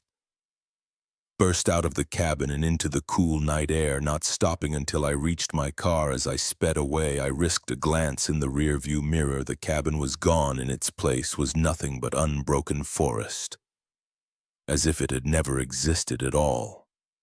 I drove through the night, not stopping until the sun was high in the sky and I was several states away. Only then did I pull over and try to process what had happened. Part of me wanted to believe it was all a hallucination, a vivid nightmare brought on by exhaustion and an overactive imagination. But the burns on my arm where the creature had touched me told a different story, as did the small ornate box sitting on the passenger seat beside me. The box I didn't remember taking, but somehow knew I couldn't let fall into the wrong hands again. I never went back to my job. How could I, knowing what I now knew about the true nature of reality instead? I've spent the years since that night researching, trying to understand what I experienced and what it means for our world. I've learned that there are places where the boundaries between worlds are thin, where things can slip through if given the chance. I've discovered that there are people and things that were once people who seek to open those boundaries wider to let the chaos of other realms spill into ours, and I've realized that sometimes it's the most ordinary people who end up standing between our world and unimaginable heart. A delivery driver making an unscheduled stop at the end of a long day can end up saving reality as we know it. So if you ever find yourself on a dark, lonely road following directions to an address that doesn't seem to exist, be careful. Be very, very careful, because you never know when a routine delivery might turn into a battle for the fate of our world, and the next time we might not be so lucky. The crunch of leaves under my boots echoed through the silent forest as I made my way back to my campsite. The sun had long since dipped below the horizon, leaving me in near total darkness save for the weak beam of my flashlight. It wasn't until I reached my tent that I realized something was terribly wrong. My car, which I'd parked just a few yards away, was gone and carved into a nearby tree illuminated by my trembling light were 5 words that made my blood run cold. "You shouldn't have come here." I'd always been an avid outdoorsman, spending most of my weekends hiking and camping in the vast wilderness of the Pacific Northwest. But this trip was different. I'd ventured further off the beaten path than ever before, drawn by rumors of a pristine lake hidden deep in the forest. Untouched by human hands, the journey had been challenging, requiring me to navigate through dense underbrush and over treacherous terrain. But when I finally broke through the trees and saw the lake sparkling in the afternoon sun, I knew it had been worth it. The water was crystal clear, reflecting the surrounding mountains like a mirror. It was a scene of breathtaking beauty, unspoiled by civilization. I set up camp near the shore, feeling a sense of pride at having discovered this hidden gem. As the day wore on, I explored the area, taking photos and reveling in the solitude. It wasn't until the sun began to set that I noticed something odd. The forest had gone quiet, not the peaceful quiet of nature at rest, but an eerie, oppressive silence that made the hair on the back of my neck stand up. No bird calls, no rustling of small animals in the underbrush, nothing. Unnerved, I decided to turn in early, planning to hike back out in the morning. That's when I realized I'd left my water purifier down by the lake. Not wanting to risk drinking untreated water, I grabbed my flashlight and headed back to retrieve it. It should have been a quick trip, 5 minutes tops. But somehow on the way back I got turned around. The trees all looked the same in the darkness, and the terrain seemed unfamiliar. What should have been a straight shot back to my campsite turned into an hour-long ordeal of wandering in circles. When I finally found my way back, I was exhausted and disoriented, and now faced with my missing car and that chilling message. I felt a wave of panic wash over me. I fumbled for my phone, desperate to call for help, but there was no signal. Of course there wasn't. I was miles from the nearest cell tower. A twig snapped in the darkness beyond my campsite, and I whirled around, my flashlight beam cutting through the night. For a split second I thought I saw movement, a tall, shadowy figure darting between the trees, but when I looked closer there was nothing there. My mind raced. Who could have taken my car? How did they even find it this far off? Any marked trails, and why? Leave that message. I retreated to my tent, zipping it up as if the thin fabric could offer any real protection. Sleep was out of the question. I sat there, flashlight in hand, jumping at every sound. As the night wore on, the noises grew closer, more deliberate footsteps circling my tent, the sound of something large moving through the underbrush, and voices, whispers in a language I didn't recognize, coming from all directions at once. By the time dawn broke, I was a nervous wreck. As soon as there was enough light to see, I packed up my essential gear and started hiking in the direction I thought would lead me back to civilization. The forest felt different in the daylight, but no less menacing. The trees seemed to press in closer, their branches reaching out like gnarled fingers. More than once I could have sworn I saw a face watching me from KN holes and hollows. It was midday when I stumbled upon the clearing. At first I felt a surge of relief, thinking I'd found a trail or fire road, but as I got closer my hope turned to horror. The clearing was perfectly circular, about 50 feet in diameter. At its center stood a ring of stones, each carved with the same strange symbols I'd seen in my feverish imagination the night before, and scattered around the ring were remains, animal bones mostly, but some looked disturbingly human. I turned to run, but found my path blocked. They melted out of the forest like ghosts. Tall, impossibly thin figures with skin the color of bark and eyes that glowed with an inner fire. Their faces were smooth and featureless, save for wide, grinning mouths filled with needle-sharp teeth. They moved with inhuman grace. Encircling me before I could even think to run, one of them stepped forward, its head tilting at an impossible angle as it regarded me. When it spoke, its voice was like rustling leaves and creaking wood. "Welcome, trespasser," it said, the words forming in my mind rather than my ears. "We've been waiting for you." I wanted to scream, to run, to wake up from this nightmare, but I was frozen in place, my body refusing to obey my panicked mind. "Your kind has forgotten us," the creature continued, "forgotten the old ways, the old bargains, but we remember, and now you will remember too." It reached out a long, spindly arm, its fingers barely an inch from my face. I could feel the power radiating from it, ancient and terrible. Just as its fingers were about to touch me, a horn blasted through the clearing, loud, deep, and undeniably human. The creatures recoiled, hissing in pain or anger. A voice boomed out from the trees, "Leave him be. Forest folk, he's under our protection now." I turned to see a group of people emerging from the forest. They were dressed in a mishmash of modern outdoor gear and what looked like ancient tribal garb. Each carried a staff or spear, and they moved with the confidence of those who knew the land. Intimately, the lad figure, a woman with steel-gray hair and eyes that had seen too much, stepped forward. "Go back to your groves," she commanded the creatures. "This one is not for you." For a moment I thought the creatures would attack. They outnumbered the newcomers at least 2-1, but something in the woman's stance, in the power of her voice, made them hesitate. Finally, the one who had spoken to me turned to her. "The old bargains still stand, Watcher. We will go, but not empty-handed. The price must be paid." The woman nodded grimly. "And it will be, but not with this one's life or soul. Go now before we make you go." With a sound like wind through dead leaves, the creatures melted back into the forest. In moments, it was as if they had never been there at all.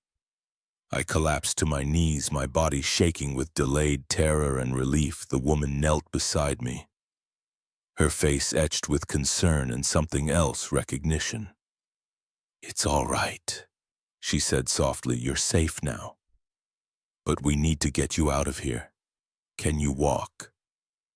I nodded mutely, allowing her to help me to my feet. As we made our way out of the clearing, I found my voice again. What were those things?" I asked, "and who are you?" She sighed heavily. "Those were the forgotten ones, ancient spirits of the forest. Neither good nor evil, but dangerous to those who don't know the old ways. As for us, we're the Watchers. We keep the balance between their world and ours." Over the next few hours, as we hiked back to what passed for civilization in these parts, she explained more how there were places in the world where the veil between realities was thin, how her people had been guarding these places for generations, keeping unwar travelers safe and maintaining an uneasy peace with the entities that dwell in the in-between. "Your car is safe," she assured me. "We moved it to protect you. You can have it back once we reach the ranger station." As we walked, I couldn't shake the feeling that my life had irrevocably changed. The world I thought I knew had been torn away, revealing something far stranger and more terrifying beneath. "What happens now?" I asked as we neared the end of our journey.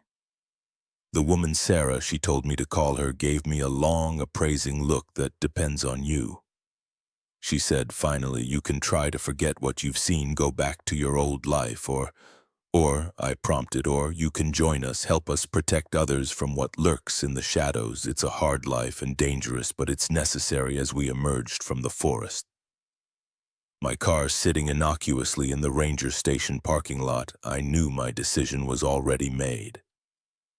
How could I go back to my mundane existence now, knowing what I now knew? "When do we start?" I asked. Sarah smiled, a mix of approval and sadness in her eyes. "We already have," she said. "Welcome to the Watchers, my friend. The real journey is just beginning." Four.